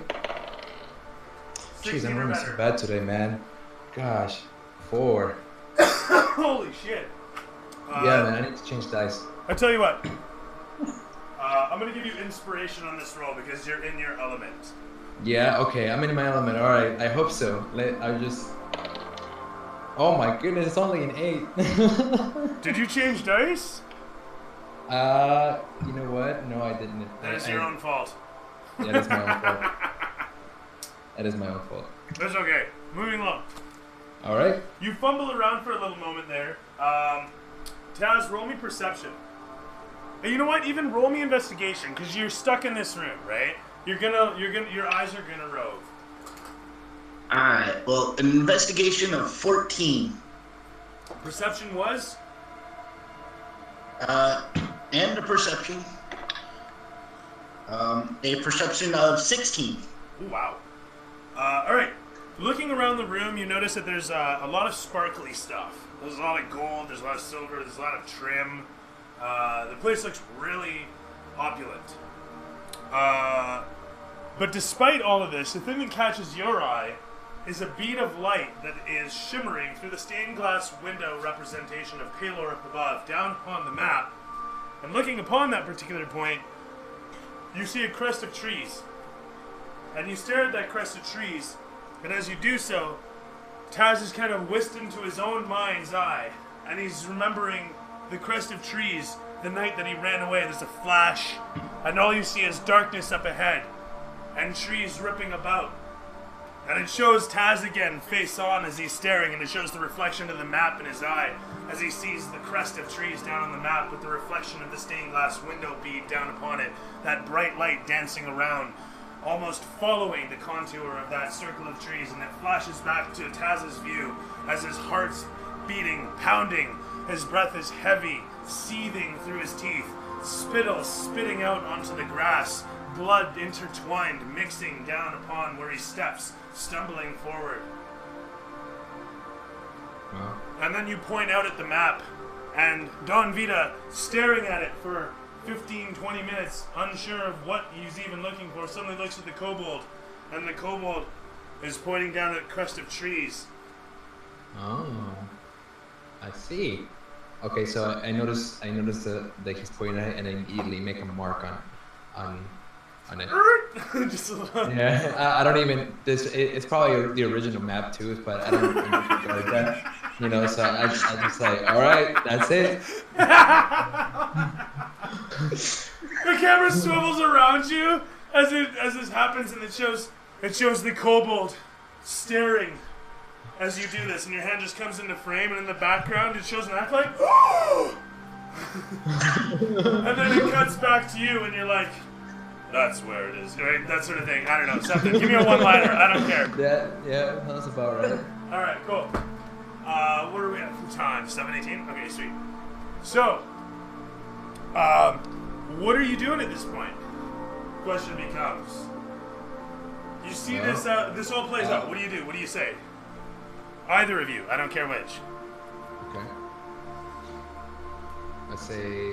Cool. I'm gonna sit and just kind of put my hand in my head, kind of chant to myself, just the orcs, the cave, the tunnels, the orcs, the Fun tunnels. experience. Did you get the Whoa. previous 5 I gave you? Did you get the previous 5 I gave you, Joe?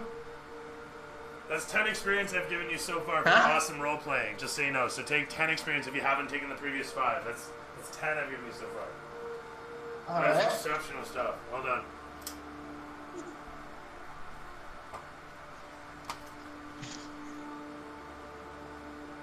All right, don't ham it up. Let's get to it. Let's go. Okay. What do you do? So Don Vita is going to see that it's troubled. He's going to assume there's some sort of big event that changed his life, and that's the reason that he was injured. And I'm like, and I kind of like just once again I try to calm him down, and try to just like send him the good vibes again. Trying to kind of pray along with him, and said, "Let's go home. Let's fix these problems." All right, do you want to roll persuasion, religion, animal handling? Everybody want to roll? Persuasion, religion, animal handling. I'll do animal one or handling. the other. One or the other. It's your call. I'll do animal handling. For real? That's 13. Oh wow. He speaks softly to you. You can't quite understand what he's saying, but his voice is soothing. And a moment later, your heart slowly stops racing. Has slowly stopped racing, I should say. Camera swivels around the two of you. I have to go back. I have to see if they're okay. Tell us. Yes. The others. What the hatchlings? They didn't stand a chance. Flashes of slaughtered kobolds pan past your mind's eye. Bloodied remains that you've seen in the past from battles on the front, as that crest of trees has taken relatives of yours from orcs that have made their attempts in the past. And it just so happened that they caught you on a weeknight. Let's see. I actually don't know his name yet. I haven't introduced his name. I just realized that. I didn't even bother to ask the creature's name. And then I kind of, regarding how guilty I feel for not asking for and even knowing his name, I say, forgive me, kind of very very embarrassed at the same time. What is your name, child? So I may bless this trip that we're about to take. We need to suit up. We need to armor up. This sounds like it was a critical mistake that they did, and I'll make sure that they pay for such. The others, they call me Tez. Tez was my name. I have to go back. Can we go to the tunnels? Can we get there? Yes. First and foremost, you may call me Don or Don Vita if you wish to know me as my full title. But yes, we can take that. Let's Don. Don. Thank you, Mama. And then I kind of offer my hands to see if he can kiss me and see if he'll do it. I definitely just kind of look at the hand, as this is not a custom that I am used to. Okay, that's cool. I kind of get like a cow lick instead. And I kind of like, I when you look away, I wipe it, so, but I kind of like kindly accept his acknowledgement, and I invite him to kind of like suit up and armor up, or kind of get ready for this trip. Okay, sure. So there's a montage that shows you bring him to the armory, show him around the place, show him a bed for the night, because you're not going to just hit the road, right? Right. Montage, 80s music too. So. There's like flashes of neons. It shows you guys in silhouettes doing the thing, right? Yeah. Grab a short bow and weapon load out, armor. Okay, as you're doing this, there's like an iPod silhouette of you with the bow dance. Anyway, yeah, and then I just kind of just shoot air, just spots of light to kind of make strobe lights. Like I'm just throwing dancing magical light everywhere. lights. You betcha, baby! Oh! All right, sweet. So with that said, dramatic moment passes as we. I guess, do you guys want to like do it Batman style montage? Is that what it is? Yes. Bow comes in and out. Just the straps of armor, the bow, and then the arrows. The suit of armor getting belted across. Right? Yeah, and then one of the shots is like my holy symbol just slowly falling, and then my opponent just coming into action and just snatching it across and like catching it like yeah. Let me see if I can find a Gregorian techno remix. Come on. If you have one, I'm gonna laugh. Oh shit! There is one? I think you two just delivered. I don't know. We'll see how this goes. He does everything. Right? It's like Jason Alexander once said, if you type sex with goats on fire into the internet will ask you, specify type of goat. It's all. Rule 34, man. If it exists, there's porn of it somewhere. There's porn of it somewhere. Wow. It's running art too. It's pretty funny actually. Alright. I'm tempted to throw it on the screen. I'm afraid that it will choke out the computer and it'll die though if I attempt to do that. So, Oh my goodness. montage of you guys gearing up, armor, weapons, etc. The church is fairly replete in anything that you need because it's the church. You got to defend God, and what they specify that you should probably take with you is the Sword of Light, which is a +1 saber that can apparently cut through solid wood, and the guys have demonstrated in the back. It's they make these things back in the big city where you live at. There was actually a team of elves and humans, and a half-orc led the charge on that. They would just fashion these magical swords and ship them around. There's also a hammer. It is also +1, and a mace. When you guys arrive at the quartermaster, he takes one look down at the kobold, and he says, What's this then? And a hulking individual he is, a half-orc himself, who found Palor and has thusly been in service to him most of his life, if not 20 years or more. And half-orcs don't actually live that long. Point being, big dude that he is looks down at you and says, "Not sure I have anything so small as for you, but I can try." And he starts looking around. And a moment later, he starts laughing, and he brings out this one little piece of leather armor. And he says, "This belonged to a gnome, and it may fit you as well." And he holds it forth, and you can see that it's got sigils all across it, each of them glowing different in sort of a pulsating pattern, going back and forth. Makes hiding in the darkness kind of difficult, at which point he says, "Don't worry about the light. It disappears if you're in shadow."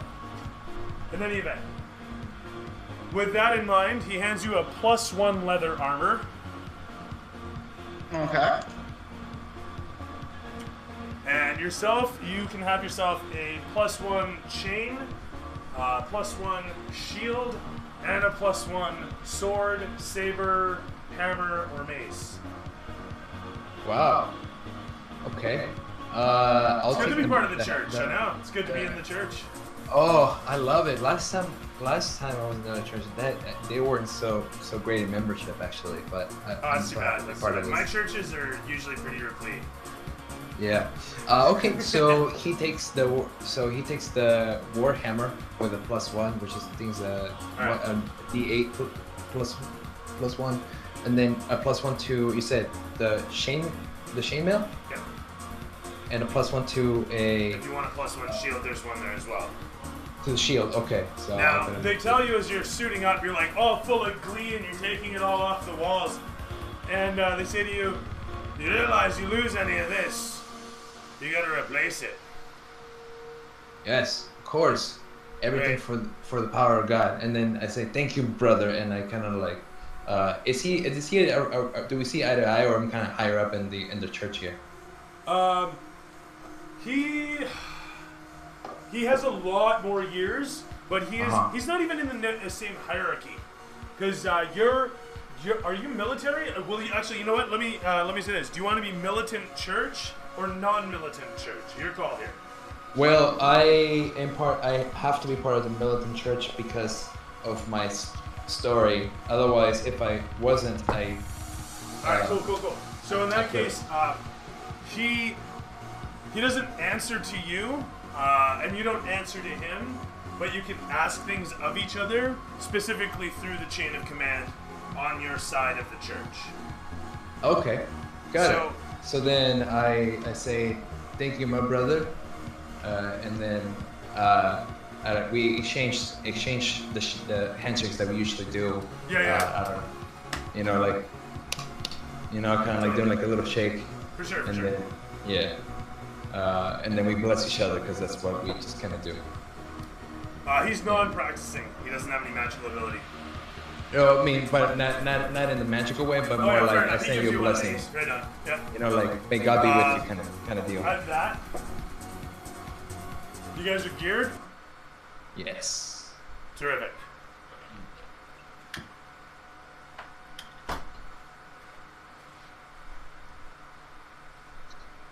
All right. Camera pans off, swiveling out of the chamber to show you guys hitting the road.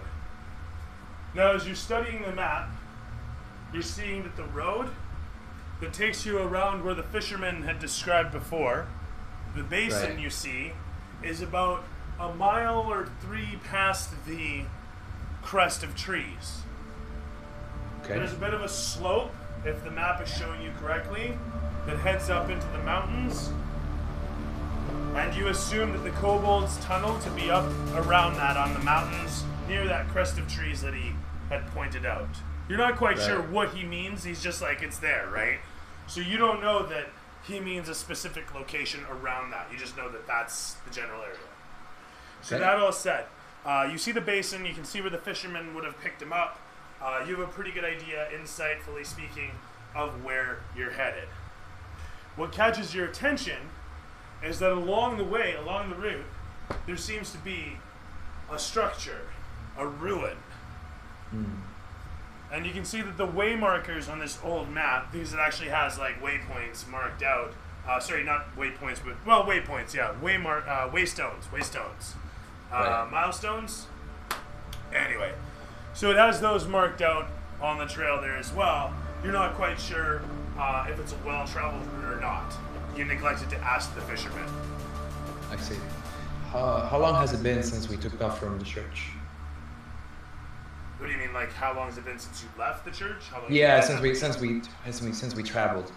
You just got here yesterday, did your studying Okay. overnight, and you're geared up, perked, and ready to go.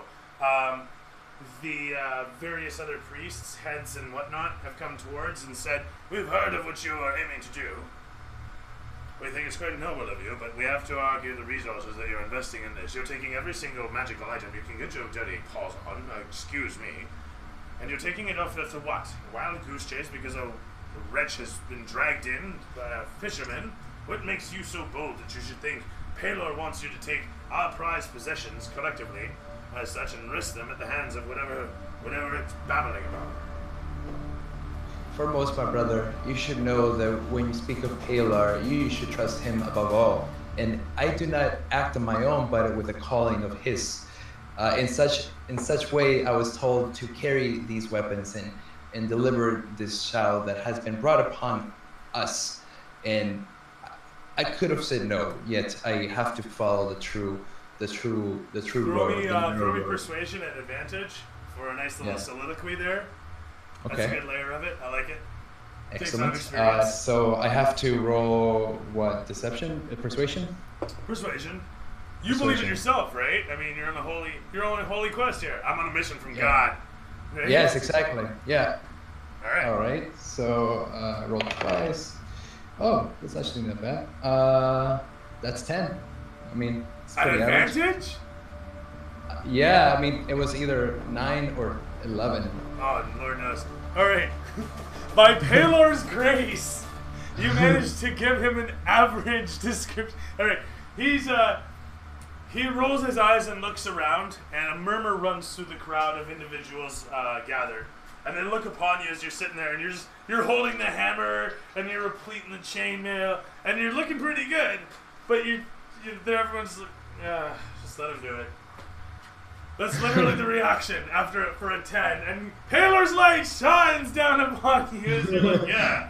And I just keep talking until you just get bored and walk away. You just keep bullshitting until you're up the That's door, and the kobold sits there and fucks then- off after you. Like, all right, that works for me. And then once I notice they go out, kind of like look around. Oh, and, real quick. He gives you the +1 rapier, by the way. The quartermaster gives the kobold the +1 rapier since you took the warhammer. oh, okay. Hey. So yeah, You're it's gonna kind need of it. look really quickly, and then I just tell it to the kobold to simply follow me, and I just kind of keep walking because I notice that they don't care about me anymore. No, that's fine. +1 rapier, is that +1 to the attack or +1 to the damage itself? Both. Both. All right. Who separates that shit? It's on this page here. It shows both magic damage bonuses and magic attack bonus. So Oh, Faggotry is what it is. yeah, that's what I'm saying, right? It's a +1, just kidding. It's a 0.5. Yeah. All right. cool. So Oh, I'm just getting sand built here. with my basic knowledge of mapping, we don't. Hopefully we don't get lost. That's not gonna work. All right. Um,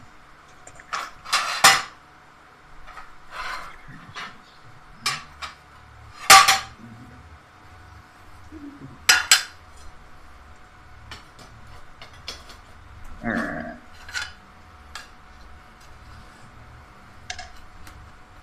Cool. All right.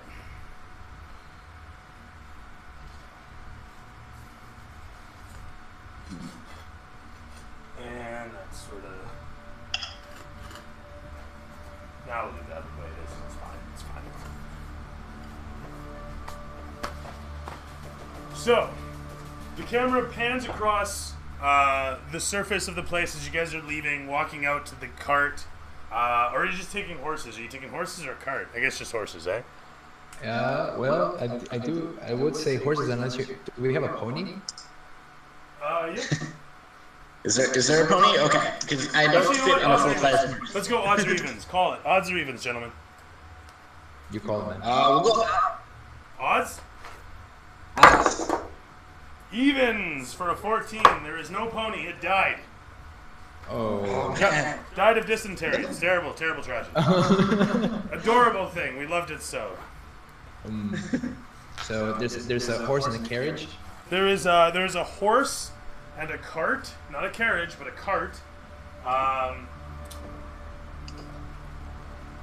And there's two draft horses that you guys can take to ride. So you guys can take one of the draft horses and the cart, or you can take 2 draft horses. Well, I actually don't know how to ride / this giant beast is somewhat intimidating. I guess you're gonna have to ride tandem. You lucky buggers. So I offer him. So I'm assuming you have like a big backpack. I'm gonna sort of make like a mini seat right behind it, so it's kind of mounting on the bag. Okay. And I'm gonna offer him the seat if he wants to take it. Okay. So, and I kind of just nod. So you give him like a saddlebag to ride in? Is that what I'm understanding? Yeah, it's like a mini saddlebag, but it has like cup holders for for drinks. Innovative. Take 5 experience. Well done. Yeah. So that's it. You guys make your way out. The camera pans across the map that you guys were working at, and it zooms into the map. And as it does so, it suddenly just... And it comes upon you guys. Whoop! As that wire is gonna knock everything the fuck over. There you go, motherfucker. Alright, there we go. And, Why? where the shit are you, actually? Loading. Oh, there you guys are. Or buffering. Yes, currently the polygons are just like popping in. The physics are terrible, so you guys are like in the cart and shit. A moment later, your head's up here. And it comes rolling to the bottom of the hill, and you guys are like, wow, this game's engine blows. Anyway, the camera rolls around you guys, and it shows you following the road, and, oh, fuck, I totally forgot the waystone. Right. Yin yang. Waystone.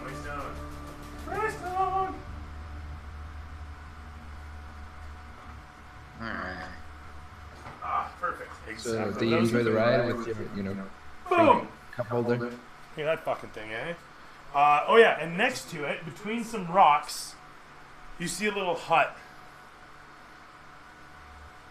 Now, you guys have been riding on this cart for approximately, we'll say, 6 hours. And as you've been doing so, the lights slowly high in the sky and then finally down low, and it's now evening as you guys are making your way towards this large structure in the distance. And what catches your eye is despite the fact that, oh, hang on a sec. Despite the fact that it seems to be covered in dishevelment, finery, and overgrowth, like that, there seems to be a light emanating from inside. Can you guys actually see that? The light? I do not see. I don't see the light. You don't see the light. Okay. Can't even fucking. Yeah, never mind. The camera's gonna pan around. Woo! Motion sickness! Oh my god! There I it is. see it. Yeah. There's the Super light. mixed up. Hey, how about that? Flicking light, yes. Let me try something here. Alright. We want to grab this camera. Bear with me, gents. And I want to go turn this off, and you guys bear with it for a sec. You're not Oh, down. there you go. That looks a lot nicer. No shit, eh? It's auto mode as opposed to manual mode, Yeah, I can see color now. right? Fucking Yeah. Very That nice. fixed it, man. Well, I'm just Very fucking nice. with it now. Playing with the There you color go. to put like a lot in now. Alright, sweet. So now that that looks 1,000 times better, and more to the point, it should look like that. Even more so. That looks like Alright. that looks like the evening. There we go. Yeah. So as we Nice. were, gentlemen, as you guys are making your way towards, coming through. Oh, hey, where's your fucking horse, eh? Hi, horse. with our horseless carriage. You know shit, eh? What the hell happened to the horse? What did I do to the horse? The horse has vanished. Ghost horse.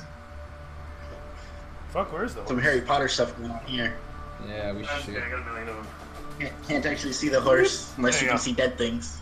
We'll just go with it. Yeah, We'll find the yeah. horse later. As you guys are making your way through into towards the temple, you hear up ahead strange ghostly noises.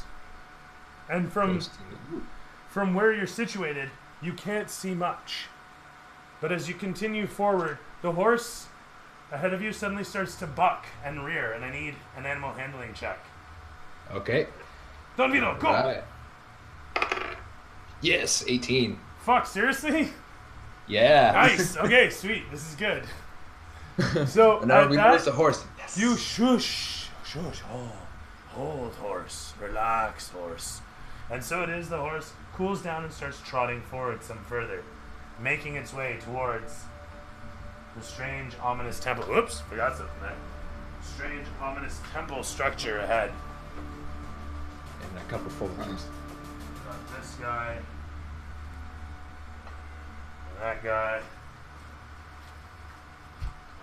Alright.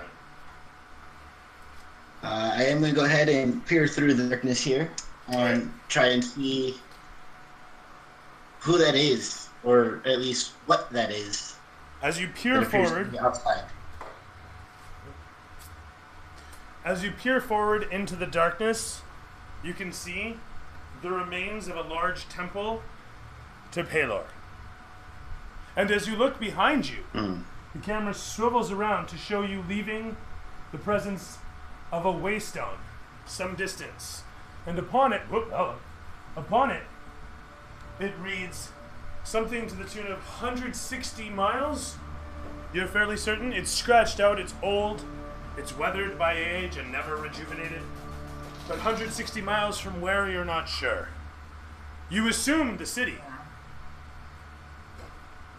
And as you continue along, sorry, are you holding the horse or are you letting it just trot? We're just trotting along because we were still trying to continue on. Okay. As you guys continue along next to the temple, shit, where is it?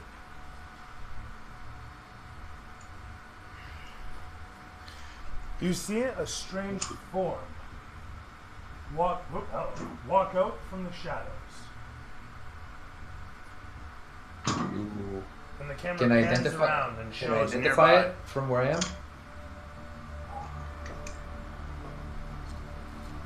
We're talking about this strange chicken form here? Yeah, can Yes. I try to identify it? Person form. As a So what? do you want to throw perception or arcanic or what is it going to be? We'll do perception. That's an 8. I too am doing perception because what the hell is coming out of the shadows? Yeah, sure, of course. For a whopping 11. Hey, that was 3 better. Okay, well, the two of you combined, kind of Bill and Ted it ahead, staring off into the darkness. You see the silhouette. As the horse continues to trot, the camera shows a close-up on the eyes of the horse as it looks sidelong, and you hear a little girl giggling, creepily, ominously. A bit of fog rolls past. As you guys continue to trot along, the temple is slowly receding behind you. As you continue to move. I'm going to kind of stop. We must stop. What Okay. is that? Who is she? Whoa, horsey! Whoa! And his name is So I tell Max to Max. Whoa! And then I just slowly step down from the little girl. transport that we have. Steps upwards and looks down at you, and you hear her voice echo in your mind as she says, In my mind. "You should never get out of the cart."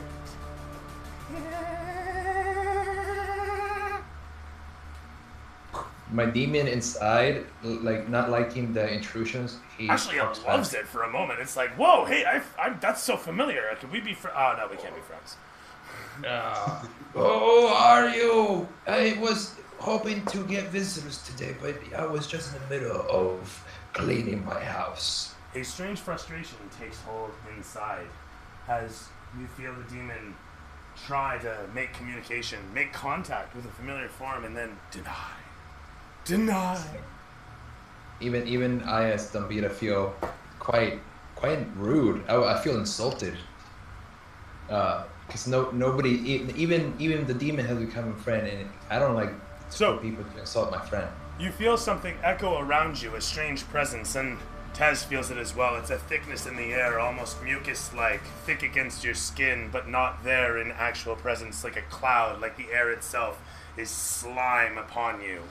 And as you look around, this strange feeling of like water pressing in all around, you hear a strange echo, and Tez, you can hear this arcanic echo, this electronic voice statically driving from the air. If it's contact you seek, we give you contact. And you watch as the flame in the window suddenly shifts from an orange light to multicolors scintillating, as from it the Ghostbusters theme begins to play and spirits start to shoot out from it. Your disturbance goes noticed and witnessed, and we shall show you presents. It's so good. Because you think ghosts would be scary, but it's not. This guy flies forward towards you. This guy sprouts up next to Tez, and the two of them glow. Let's see what you guys are made of, shall we? Okay. Alright. Woo!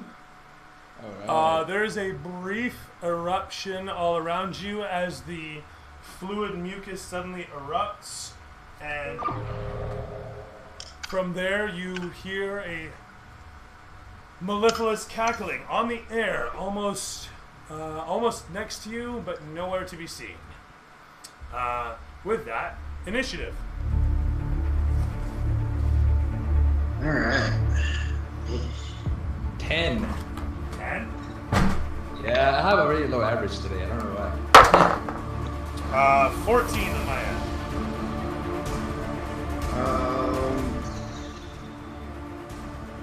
The initiatives, Dex mod, 3, 9, 12. 12, very nice. So 12 for Tez. Dombita.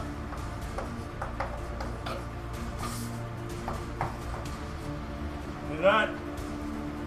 With a 15 total on these guys. Where's the monsters manual? Alright.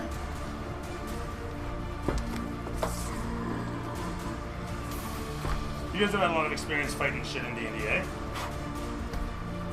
Dude, ghost? Slime? Raids? Raids? Oh, raids. Actual raid. Jesus, this is not good. This is not good at all. Yeah. Hey, there they are. I don't have a monster manual. What are they? What's their weakness? As it comes towards you, the cloud of inky darkness, its presence only so solid for the coalition of vapors. It comes upon you with glowing, menacing eyes with no substance, and brandishes a sword. They kind of look like the ring wraiths from Lord of the Rings. Oh, okay. They're literally those guys. Those boys. As he brandishes a massive blade, He rears it around and takes a mighty swing with a 10. Oh, misses. Yeah, nope. That ain't gonna hit nothing. The swing goes wide. Oh, hang on a sec. Yeah, no, never mind. The swing goes wide as he brings it around with a hiss, and he says, Why are you present? Why are any of you living man things here at our time?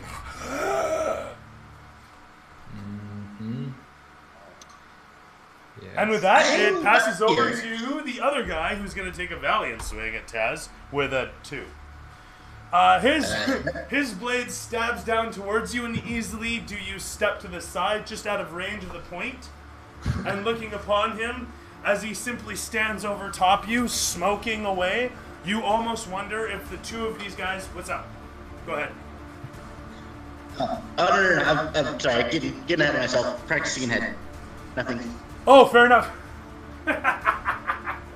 So in any event, you almost wonder if the two of them weren't giving you a warning stab. Get out of our turf.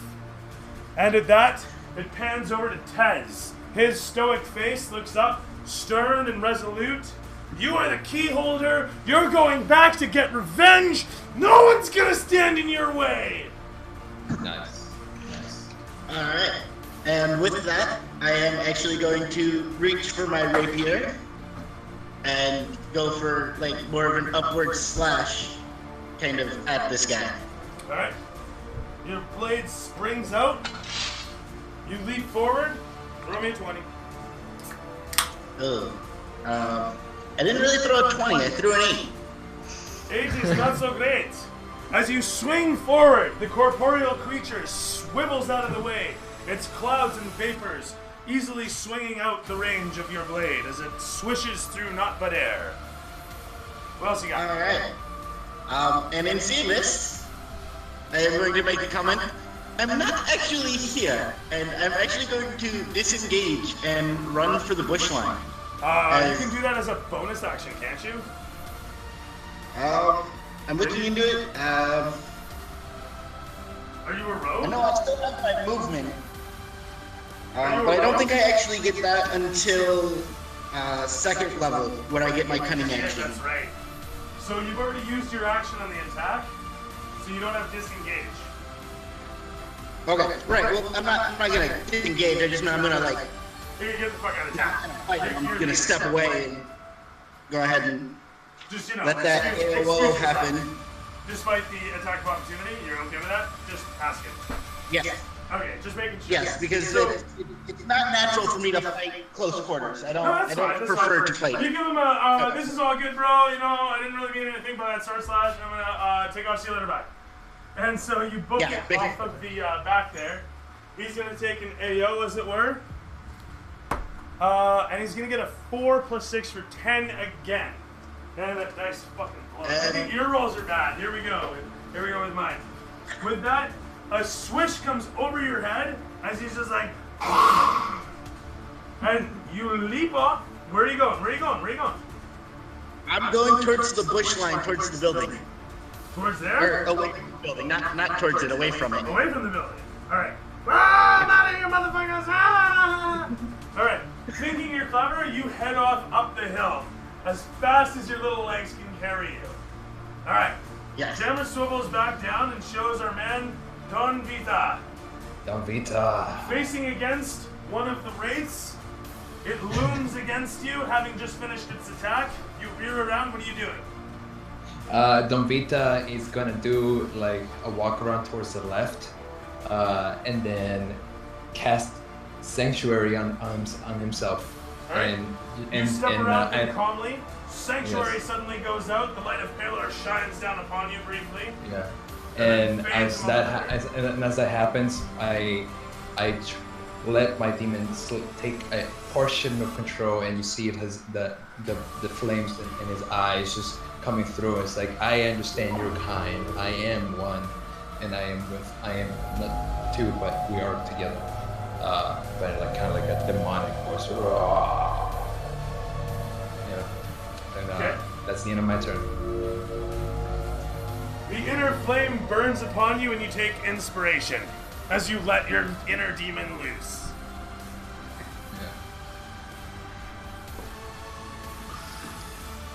So that said, you feel the inspiration, the blood boils within, as you described. Camera swivels across the wraith's face. It's more or less stoic. You don't know if you detect a hint of recognition in the vapors.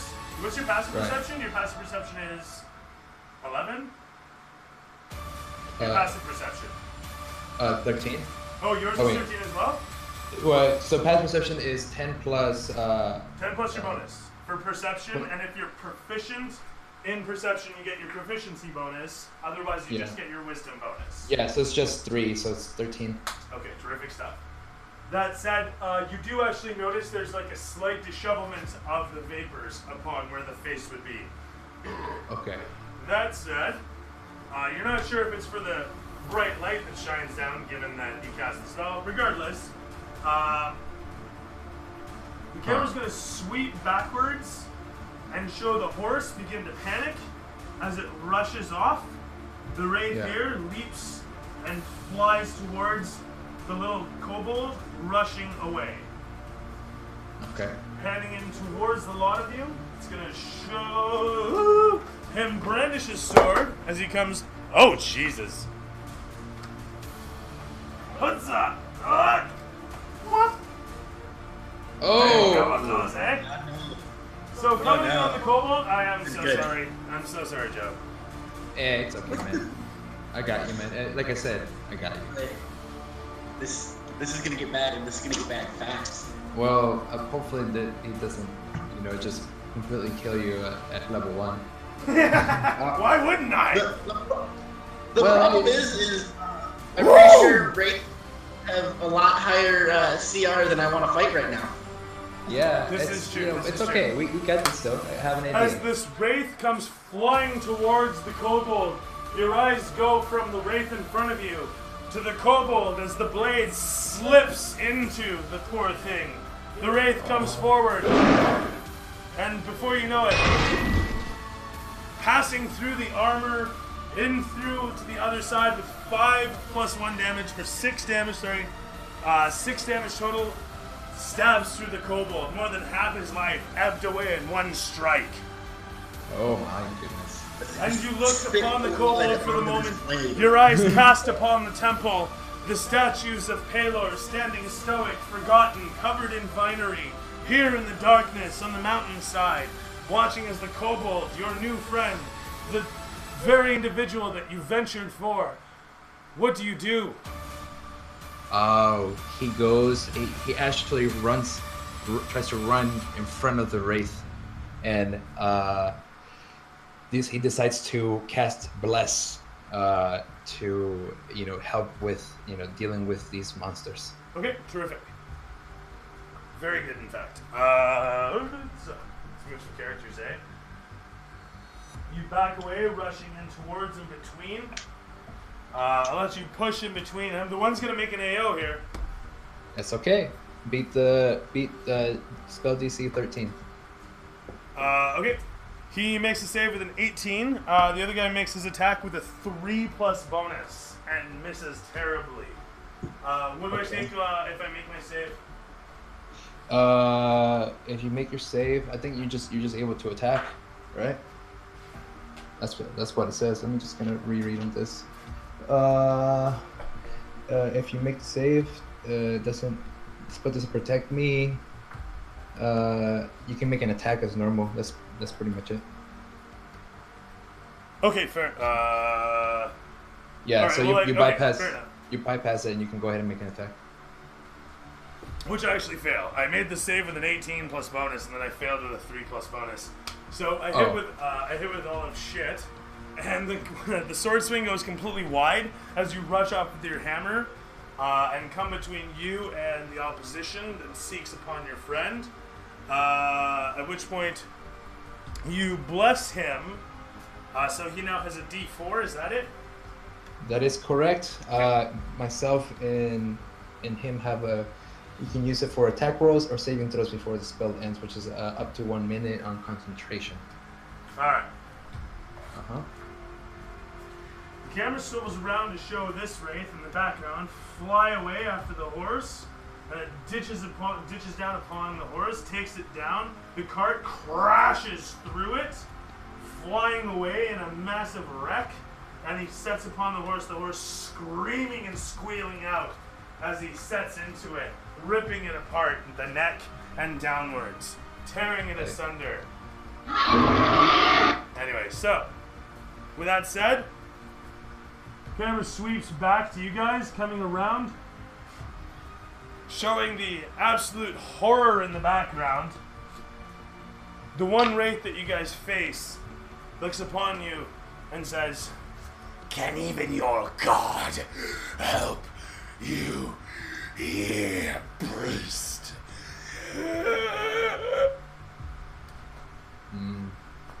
Sounds like you have your throat stuck there. Let me help you with some holy water and then just splash it out really quickly. As you fumble around for the moment, camera pans along the god's representation, coming around to show you guys once again. I believe it's Tez's turn, actually. Alright. Well, seeing that the odds have turned more in our favor as it now appears to be more of a 2-on-1 situation, I am going to take another stand and attempt to attack this wraith. So being that I have an ally within 5 foot of the enemy, I get a advantage for pack tactics. So you move into because I have this advantage, I can also use my sneak attack bonus. So Perfect. I have the advantage on the attack roll, and then I get an extra D6 on damage. So let's hear the clatter. Oh, for the love of Christ. There we are. Sort of. And they're critical in here. I will attempt to show it without moving it. You got a 20? But I can't No, actually. let's go. The 20. I believe you. So, with that, how do you do criticals? Is it It's your double the call. dice or double the damage itself? Your call. I really don't give a shit. Alright, well, I like rolling dice, so we're going to double the dice on this one. More dice, the better. Do you want to know how I honestly do crits? Sure. I max the damage and add a die on top of it.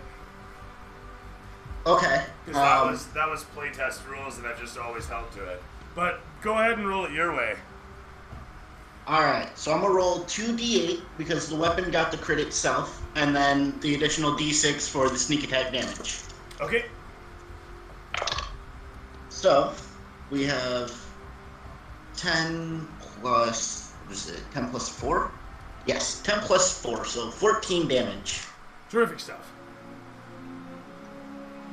So 14 damage soaks in upon him. Sorry, you're hitting him with the +1 rapier. Yes. Okay. You fly forward. Do you yell anything out? Do you say anything, or do you just do it quiet like? No, I just kind of do it more quietly and just kind of more or less trying not to spit blood everywhere as I do this. Fair enough. You leap through the air. It screams out in pain as your sword hits upon it. Wafts of its vapors fly away as 14 damage soaks through it. You land down beneath it, feeling quite heroic, as it backs away in pain, the sudden shock of which surprises it, and you can see dishevelment beyond recognition. It looks very tumultuous now, the vapors, as they waft back and forth in surprise at the sudden strike. And it cries out, Who trusts a wretched lord with precious Palorite charms? You, priest, and it points a finger towards you. you'll pay the price.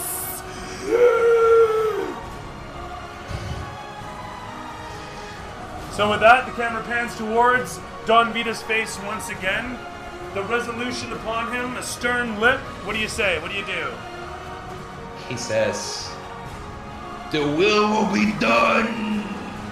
With 5 experience, do you roll hit? What are you doing? Well, I'm gonna kill him off.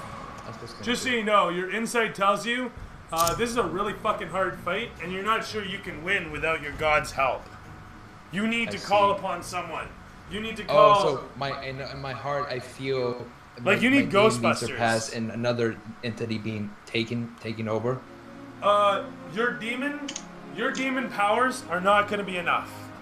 Are suppressed, and then so I feel it is what it is. The right? Palar, like you're low level. I mean, whatever you got within you can't quite find the purchase that needs to come forward. Whatever powers it may have. But your faith in Palar may, as you look upon the statues, and your insight tells you, your passive insight tells you, at a 13, very good choice by the way, is that there may be hope in those focuses of your god. This whole temple, in fact.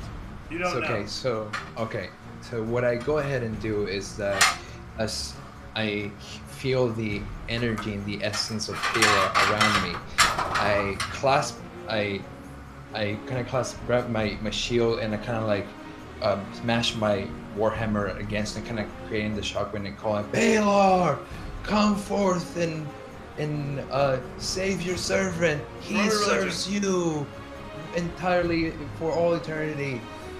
Come forward, finish this creature that defies your goodwill and justice. Throw me religion, man. Throw it an advantage. That was good. All right. Let's see if you get this. That's a 14. Boom! The light of Palar shines down upon you once again. You and Tez both feel the inspiration glow within you. Take it for another round. You get inspiration on your next turn. On top of this, roll a d8 heal each. One of the statues suddenly shifts color in the background. And its eyes go slightly dark as it loses sight of the one it helped. 2 other statues remain here. That's amazing. I tried to really quickly just like mentally like thank him, right? So since I have both arms, I don't want to drop anything. So I just kind of like try to clasp again, like kind of above my arms and take my arms to go, and kind of like a war cry. It's like ah. All right, sounds good. And so can I go ahead and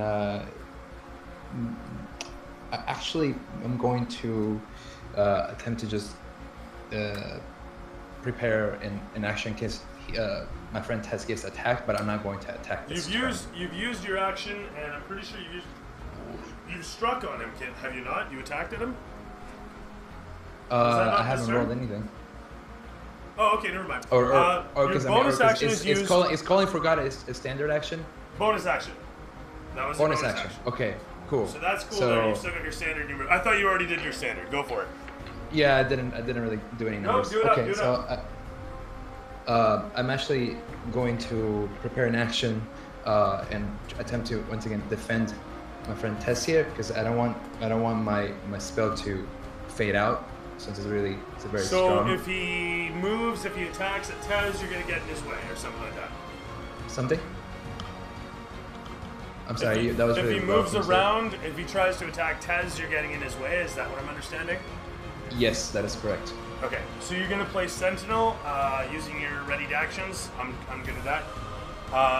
Tez? I can ready an action to do that, right? I don't. Yeah, no, that's fine. I'll totally take that. It's fine. I was gonna say, Tez, what sort of... You see the resolution in Don Vita above you?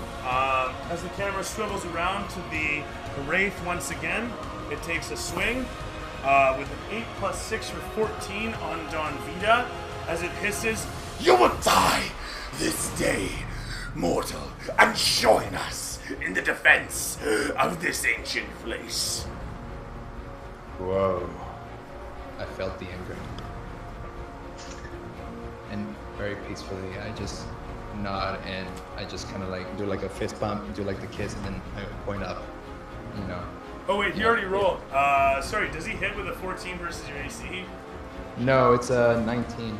You take it. He takes a swing wildly towards you as you clang it off to the one side. The swing coming forward, it easily is deflected one direction. Camera swivels off to the other Wraith. that at this point has slaughtered the horse. And as it leaps up and it comes flying in towards, sailing over, and diving down on Vita once again from the other side here. Alright. The kobold's already adjacent there, but these guys are pincering you. Okay.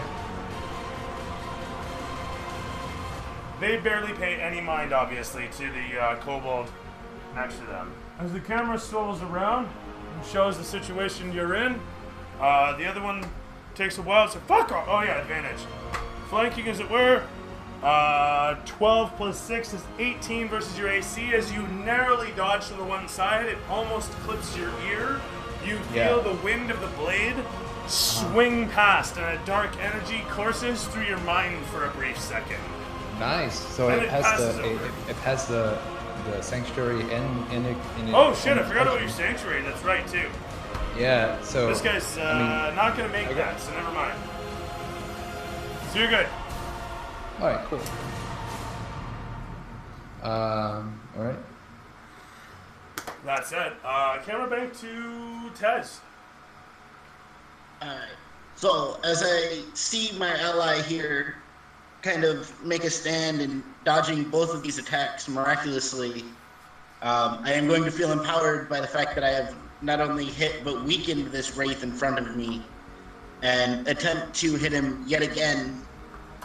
And meaning that I still have the ally. Oh, wow. And camera's down. There you go. Did it drop there? God, Alright. I was looking really close and he fell over. Oh yeah, good times. So I am going to, in Draconic, just Bahamut guide my blade as I, again, stab out at this guy, almost in a fencing kind of stab. Going Alright, straight I'm down with for his actual chest. You already have inspiration, so I can't really give you inspiration again. But I would give you inspiration in this case. All right. I still like to describe it, it makes it more fun for me. Fair enough. I'm down with this. 5 experience. Alright. Alright, so, again, I'm going to get my pack tactics because my ally is within 5 feet of my target, Good. which gives me the advantage, which means I get my sneak attack bonus this turn as well. Ooh, look Fist at this. bump. Fist bump. So, with an attack of 6, 19. Look at the stack bonuses at first level. That smokes him. Alright, so 19. So I'm going to do the D8 and a D6 for damage. Wow. 6 and 7 is 15, plus 4 is 19 damage. Jesus. So that's gonna bring him up to 34. Alright, and First level characters. just so I'm not exactly sure how inspiration works. You take advantage when you want it, and then you've spent it. So you have it till you want it, you spend it, you get advantage, and then it's spent. You can only Yeah, you ever have really one do at a that. time, so I'm of the mindset, spend it as fast as you like. I like handing it out for role-playing. It's one of those things. Yeah. What was that now? D4? I'm sorry? So did you use the D4? D4 for what? So the one that I gave you for blessing? Did you Oh already yeah, use did it? you use your bless? Don't forget your bless goes on damage. Oh, Yeah. It's kind of sweet that way, actually. well then, yeah, I will go ahead and use that as well for the extra damage in this swing. For another 3 damage on top of that.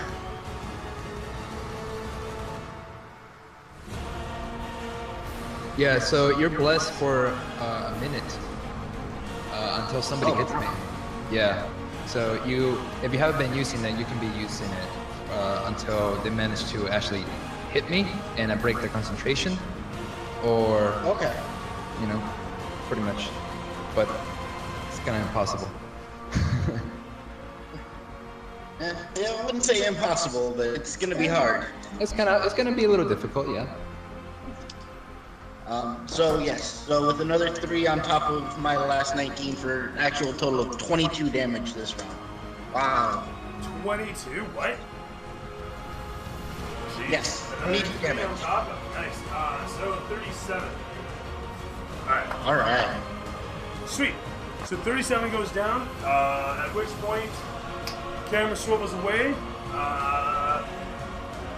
So yeah, focusing in upon your target, you leap across, jumping down the hill into him, giving a quick slash, and then another, and then finally a third, as you give off a quick pattern that whirlwinds past in the darkness, turning into a little flash of blades. Blade strikes through the vaporous form. The cuts quickly send bits of it flying off in different directions as a spatter of the vapors disperse from its form. It gives out several screams of pain and then backs away from you, attempting to distance itself some, but you keep locked on. All right. Very nice.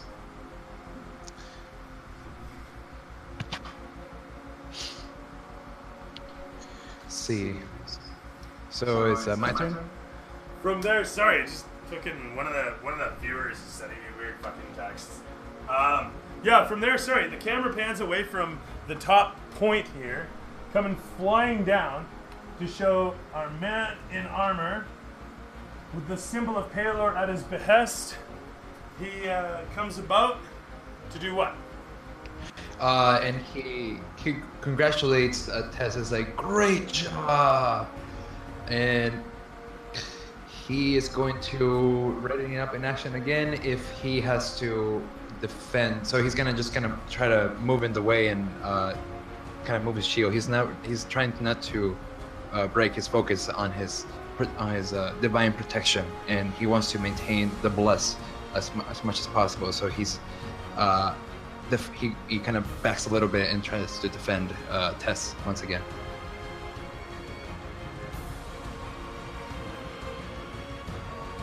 Sorry, you guys texted me asking if you can inject on the stream, and we're not doing injections right now. And what injections is people can put stuff into the game typically. It's something that I allow. But I'm not doing it this session because obviously you guys are totally new to anything that I'm doing here. So I didn't want to suddenly. Well, you did give us cool check magic this armor. out, right? So not right now, bro. Whoa, you did give us cool magic armor. That was really nice. I was like, oh, that feels like a gift. They're super new. Maybe next session. We could do it. It seems to be working. Yeah, I mean, I'm not against interjections if. Next session for sure, though. I could keep playing. Otherwise, playing you know what? all Like, day. the truth is, they're not supposed to do it through the Discord. I'm getting these on my fucking phone, and maybe I'm ignoring the chat here. I thought that was on Twitch or something like that. And we are on Twitch. Is there anyone in here? Any subscribers requesting, or is this on text? Like, I guess I should be putting my fairy on too, right? This is a stream. I don't know. I just didn't really consider it a formal thing. Sure, of course. You never know until it works out. Sorry, where were we? Right. You just finished describing what you were doing. So Dom Vita was actually in the process of kind of going back to defense mode and protecting Tess, so he can have another chance at taking a jab, while I prevent hits from going past me. All right, sounds good. Mm-hmm. So you're trying to block up Tez. See, the thing about it though, you have to understand, Tez has moved away from you and is now adjacent Oh, he moved away to you, right? He's okay. So I okay. So What are you doing? I am actually moving. I'm backing up. Just kind of walking backwards. So if it provokes an attack of opportunity, I'm okay with that too. But I just want to go back to where he's at, so we can kind of regroup again. As you back away from the one, he gets a 17. That'll be good enough to hit you. He does get advantage as you're doing this, so you back out of there, is what I'm understanding. Uh-huh. That's what you want to do? Okay. I'm backing off and going to where Tess is at. Well, Okay. So So you're saying he Tez- ran away? He ran away completely? Tez, you were here. Oh. Okay. This is Tez. Oh, so Say I'm hello, just Tez. defending him. Boy. Right? So, Yeah. that's our situation. Oh, okay. So I didn't quite understand. So one of them is already dead. And there's one standing. There's still two. They're There's both still here. one. They're both still here. No, Oh, two, okay. Yeah. There's I'm two so raids sorry. on you. Sorry. Yeah. I'm still gonna play the meat shield, and I'm just gonna stand there defending Tess. And that's all my actions. Okay, so you stand your ground where you are? I stand my ground. Yes. Okay, and if the guy aims at Tez, then Then you'll take your attack. You know, truth be, the way it plays in my game, sorry, I forget this is a house rule, and I'll just Sure, brief you okay. on something. Sure, Just so you know, I do flanking.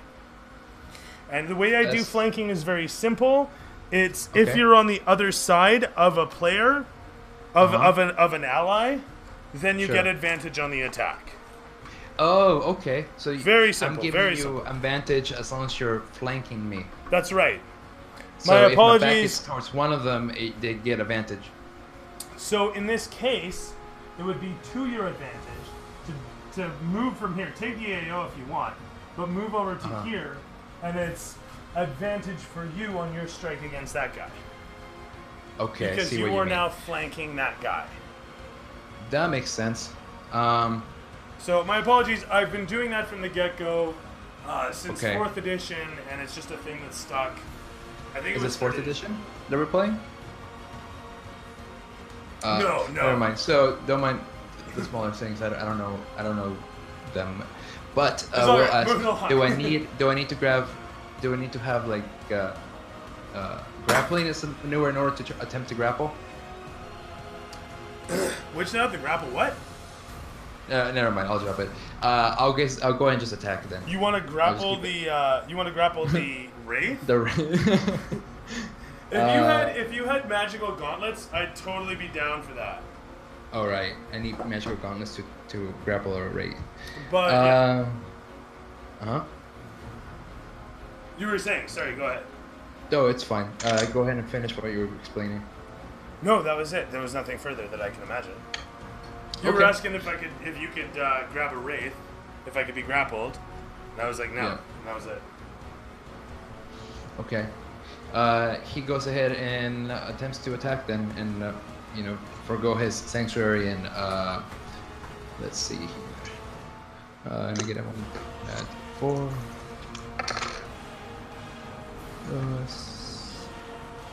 Wow, I really needed that, but it still didn't work. But I do have advantage, right? You said that? I did? Can I add the D4 to disadvantage as well? Since I'm blessed? Yeah, no, that's fine. I think it's on all your rolls, right? That's what it says.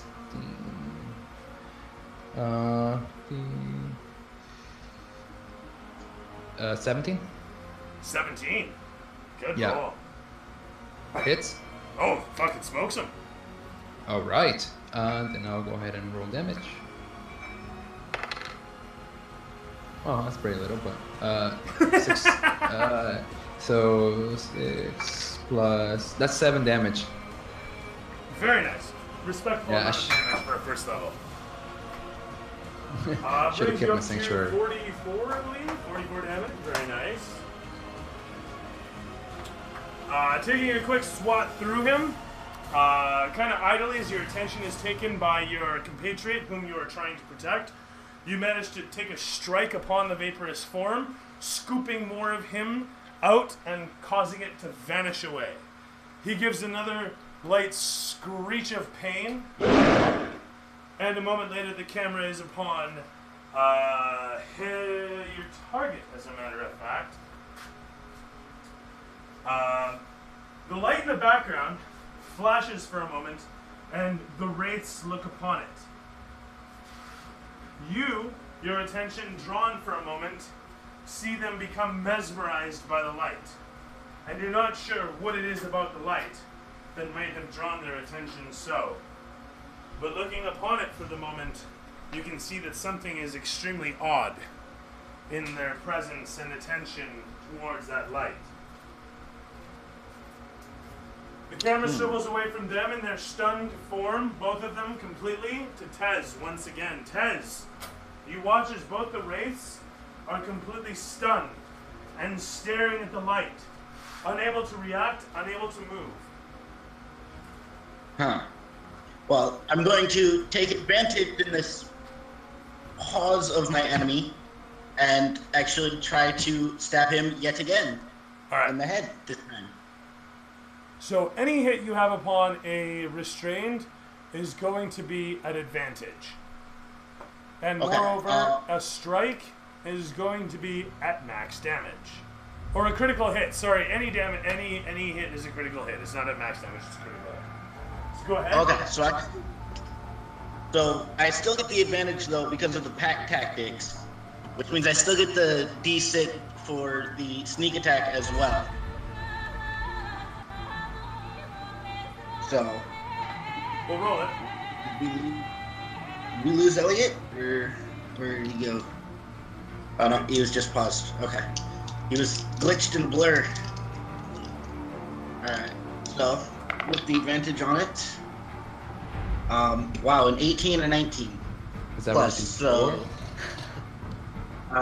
that's just the attack roll. Okay, he casts shield and I'm just kidding, go ahead. Yeah. Alright, so that's gonna be a hit. So you said that is the crit? Yep.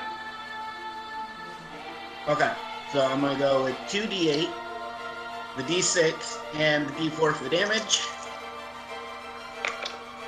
Healing. Wow, this is some pretty low numbers.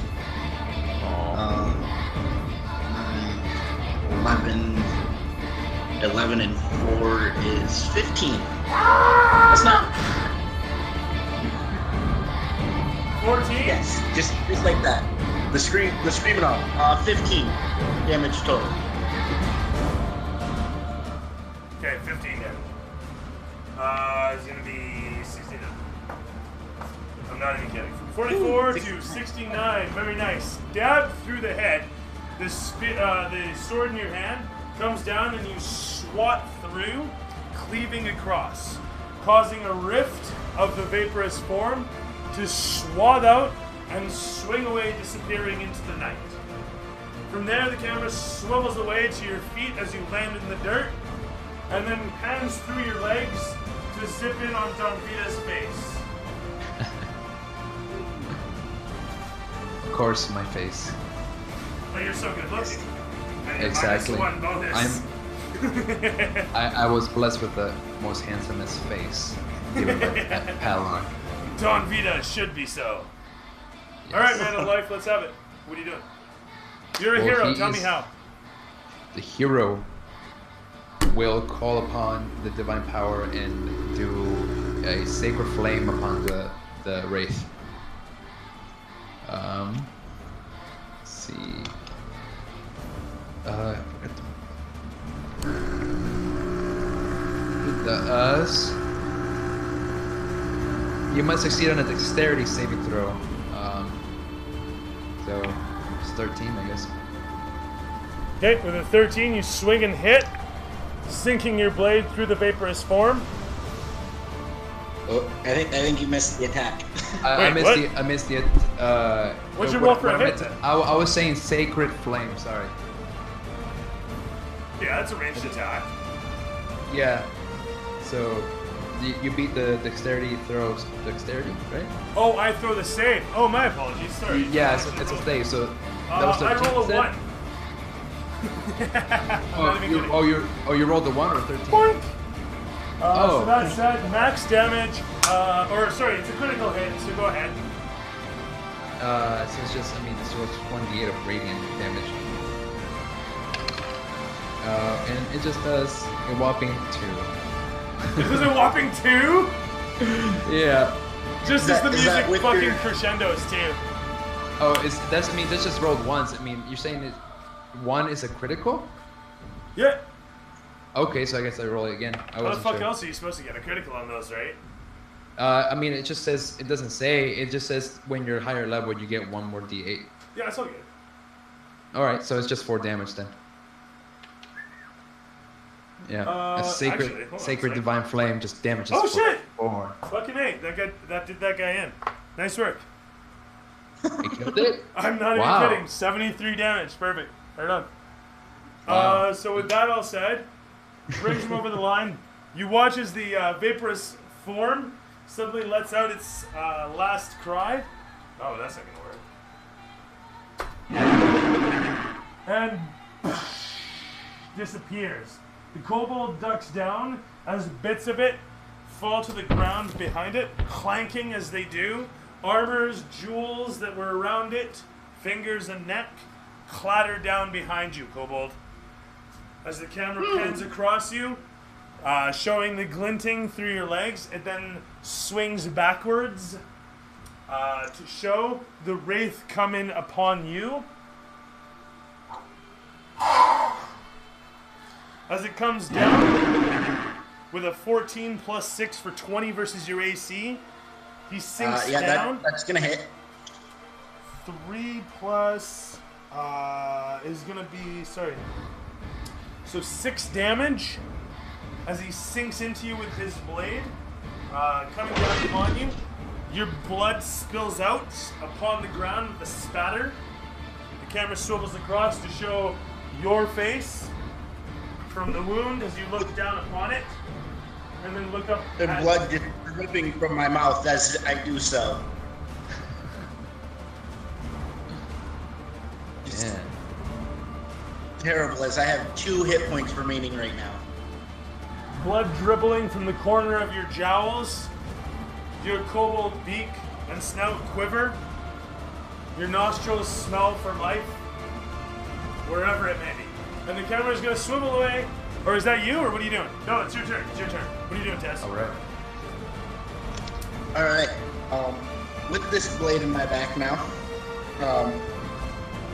as he withdraws the blade, I am going to turn and I'm just going to kind of spit in his face and then Nice. and run.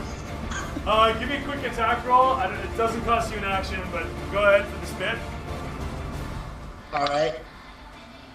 You have proficiency. A 5. Do I get any bonuses to this? You get proficiency and, what is it, dexterity, I guess? Sure, dexterity. You're also blessed. Alright. I'll give you advantage too. Oh yeah, and you're blessed. Yeah, man. Don't forget you're blessed, man. Alright. You're- I want 10. Give me 10. Alright, so we're looking at a 13. Oh shit, look at this guy. Alright. With the advantage. Right in his face. It just splut into him, and he just looks at you as it passes through his vaporous form, landing on the ground behind him. As it passes through, you see the dishevelment suddenly turn into an angry face, and he vapors like out to try to like bite you or something, but he can't because he's vapor. And then he just rears the sword back. And it's over to Don Vita. Sorry, what were you doing, Tez? Your move was to run away? Yes. Anything off? So Okay, I was yeah. going to disengage and then kind of distance myself more towards Dom there and kind of behind him. Can't get me. Okay, so you run off to the side. And it's over to Don Vita. What are you doing? All right. Downbeat is going to take a whack at that thing. All right. Let's see. 4. That's a good one. All right. And then my d20. Okay. The 16 hit. Yep. All right. Okay. Let's do. That's nice. Let's see. So that's 8 plus 3, so that's 11. 11 damage. And every time he goes to go, when he's about to attack, he just kind of clanks it with the shield and the warhammer, and then he kind of does like a sugar ray, kind of swirls it up, and then just go bang, and like a bang. All right, I got you. Okay. You hear like you hear like kind of like resonating even on the smoke, like you can see his head shaking back and forth, despite it all being like not even physical. So, with the fog rolling past, you swing into him. He screams out in pain as your strike finds purchase upon him, his vaporous form. dispersing under the might of your hammer. After a moment, he veers about and brings himself upon you once again. He is going to roll, hopefully not another one. 12 plus 6 for an 18 against your AC. As he comes forward with the strike, finding his sword coming sailing towards you, you raise your shield and it easily bounces off. Following through, he screams out in anger and follows out to the side, narrowly avoiding a riposte from you. A moment later, it pans over to Tez. Alright. Oh, and your cleric falls over. Cleric's dead, that's it. No. That was it. It's the rule around here, if your mini falls over, you're done. Yes. So, at this point, seeing him charge back in, I am going to limp over by his shielded side. And, again, actually, I'm going to go ahead and try and move behind the thief. And I am going to go for another attack on him. Again, with advantage for pack tactics. So. And another critical. Shut the fuck up. Seriously? Right on. Like, seriously. So, I will go ahead and 8 for the crit, 6 for the sneak attack, and the 4 for the bless.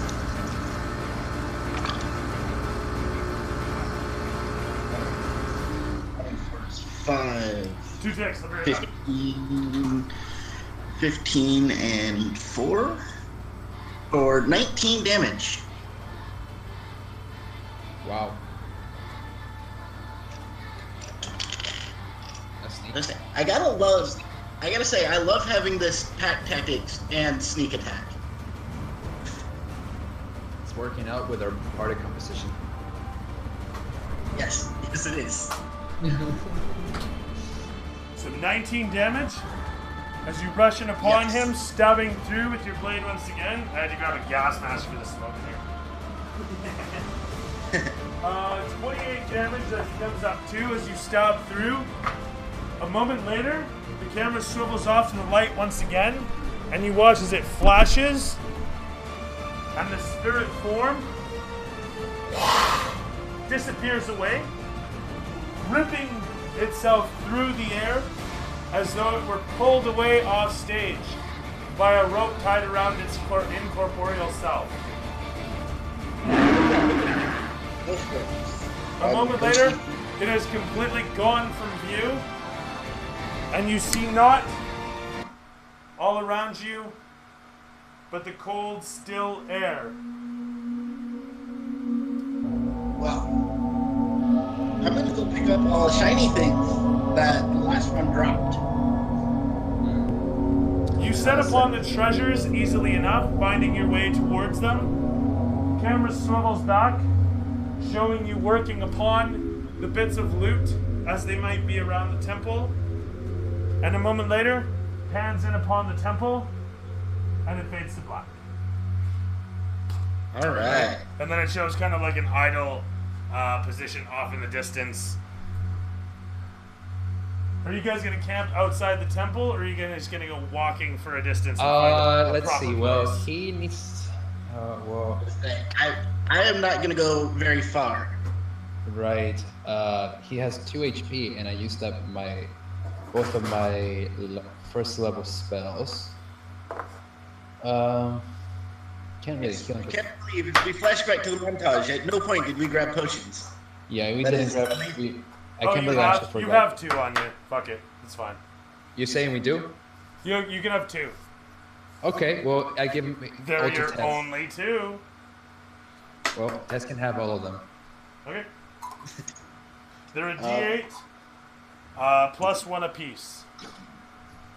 Alright, well, I am going to drink one as the blood continues to pour out of my stomach and A moment whatnot. later, the wounds upon your belly find themselves sutured together. Your body slowly knitting yes, they itself do, from the as- inside out. The potion for 8 points of health actually brings me back up to a solid 10. Nice. Well, that seems pretty nice. I like that. Yes. Very warm and fuzzy. I've almost died 3 times in this episode. Yeah, you seem to take the most damage either way. You know, Our tank did his job. He kept the focus. that's right. You know, just a meat shield. That's what I do. Not necessarily. I'd like to think there was a mix of stuff, like when you invoke the statues. But give me one sec here. Are you guys walking away from all this? We're not walking away. We're considering.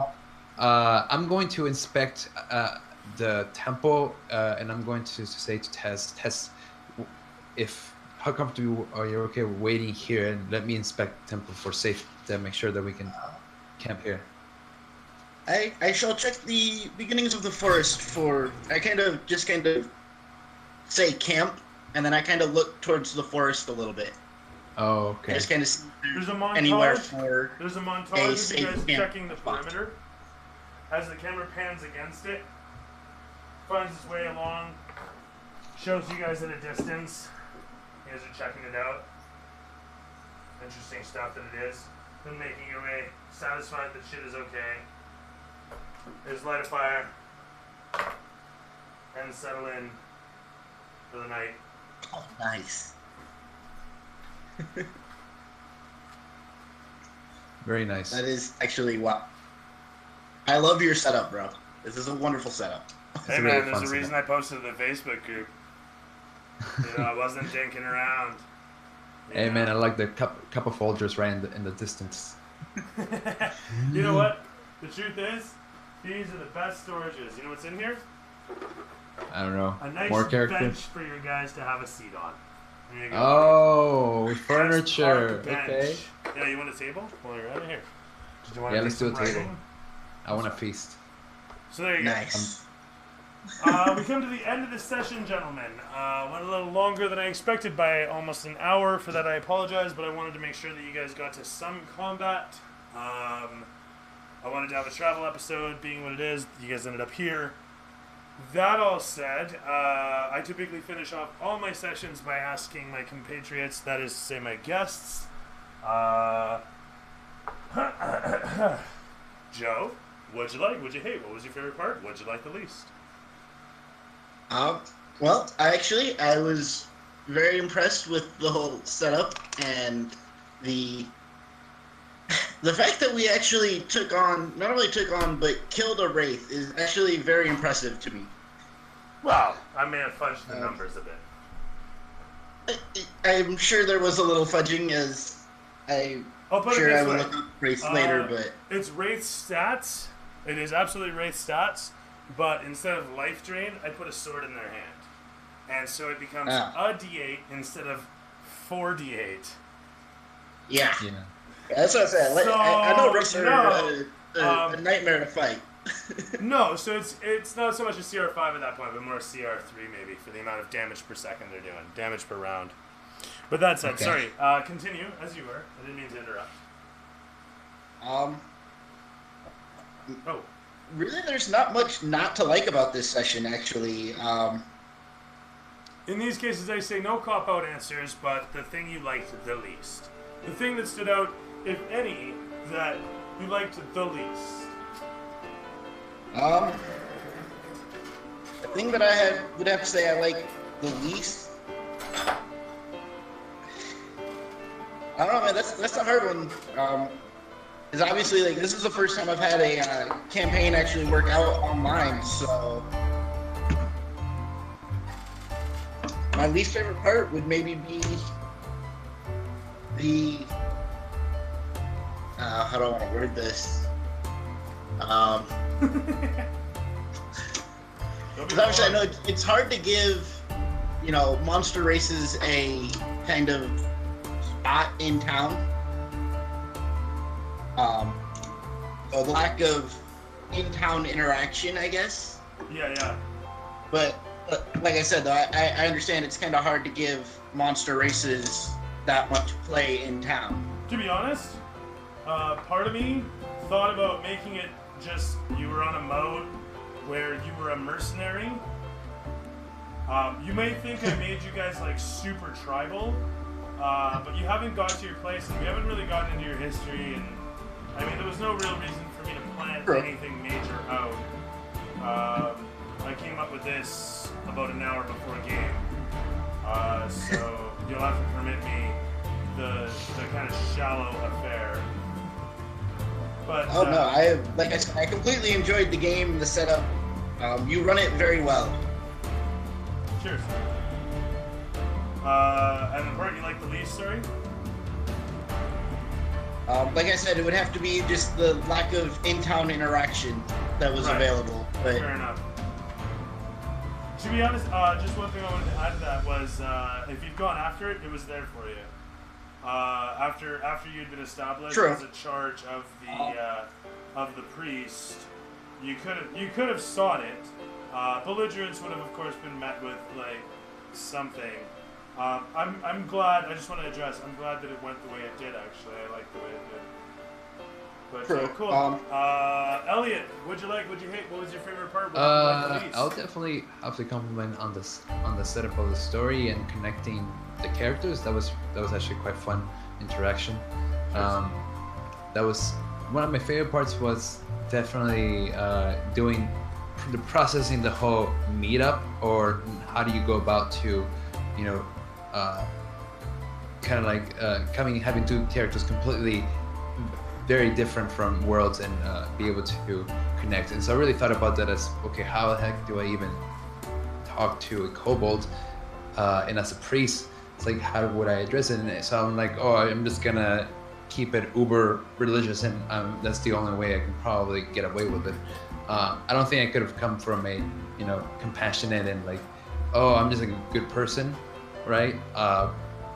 But the content was there for me to just connect to and kind of insert myself. So that's definitely my favorite part about it. It was very kind of you to give us magic weapons. Most of the time I have to earn them, not just like, I'm just gonna go into the armory and just give myself some +1 armor and +1 weapons. That's wonderful. That's especially as the first session. That was like, okay, he's being really kind to us strangers. So, but I definitely came in with a mind. I'm like, well, I'm not sure what I could fit in as a role, but I kind of happy the way it ended. Even though I wasn't really doing a lot of damage, I felt like I fit in with both myself and Joe and you, the DM. The thing I didn't like about the setup was mostly I had trouble sometimes listening, and I had to really focus, mostly because like the quality wasn't consistent. It did get better towards the middle and end part, but at the beginning it felt a little rough. That's really my least of things. But other than that, I think it was a great meetup.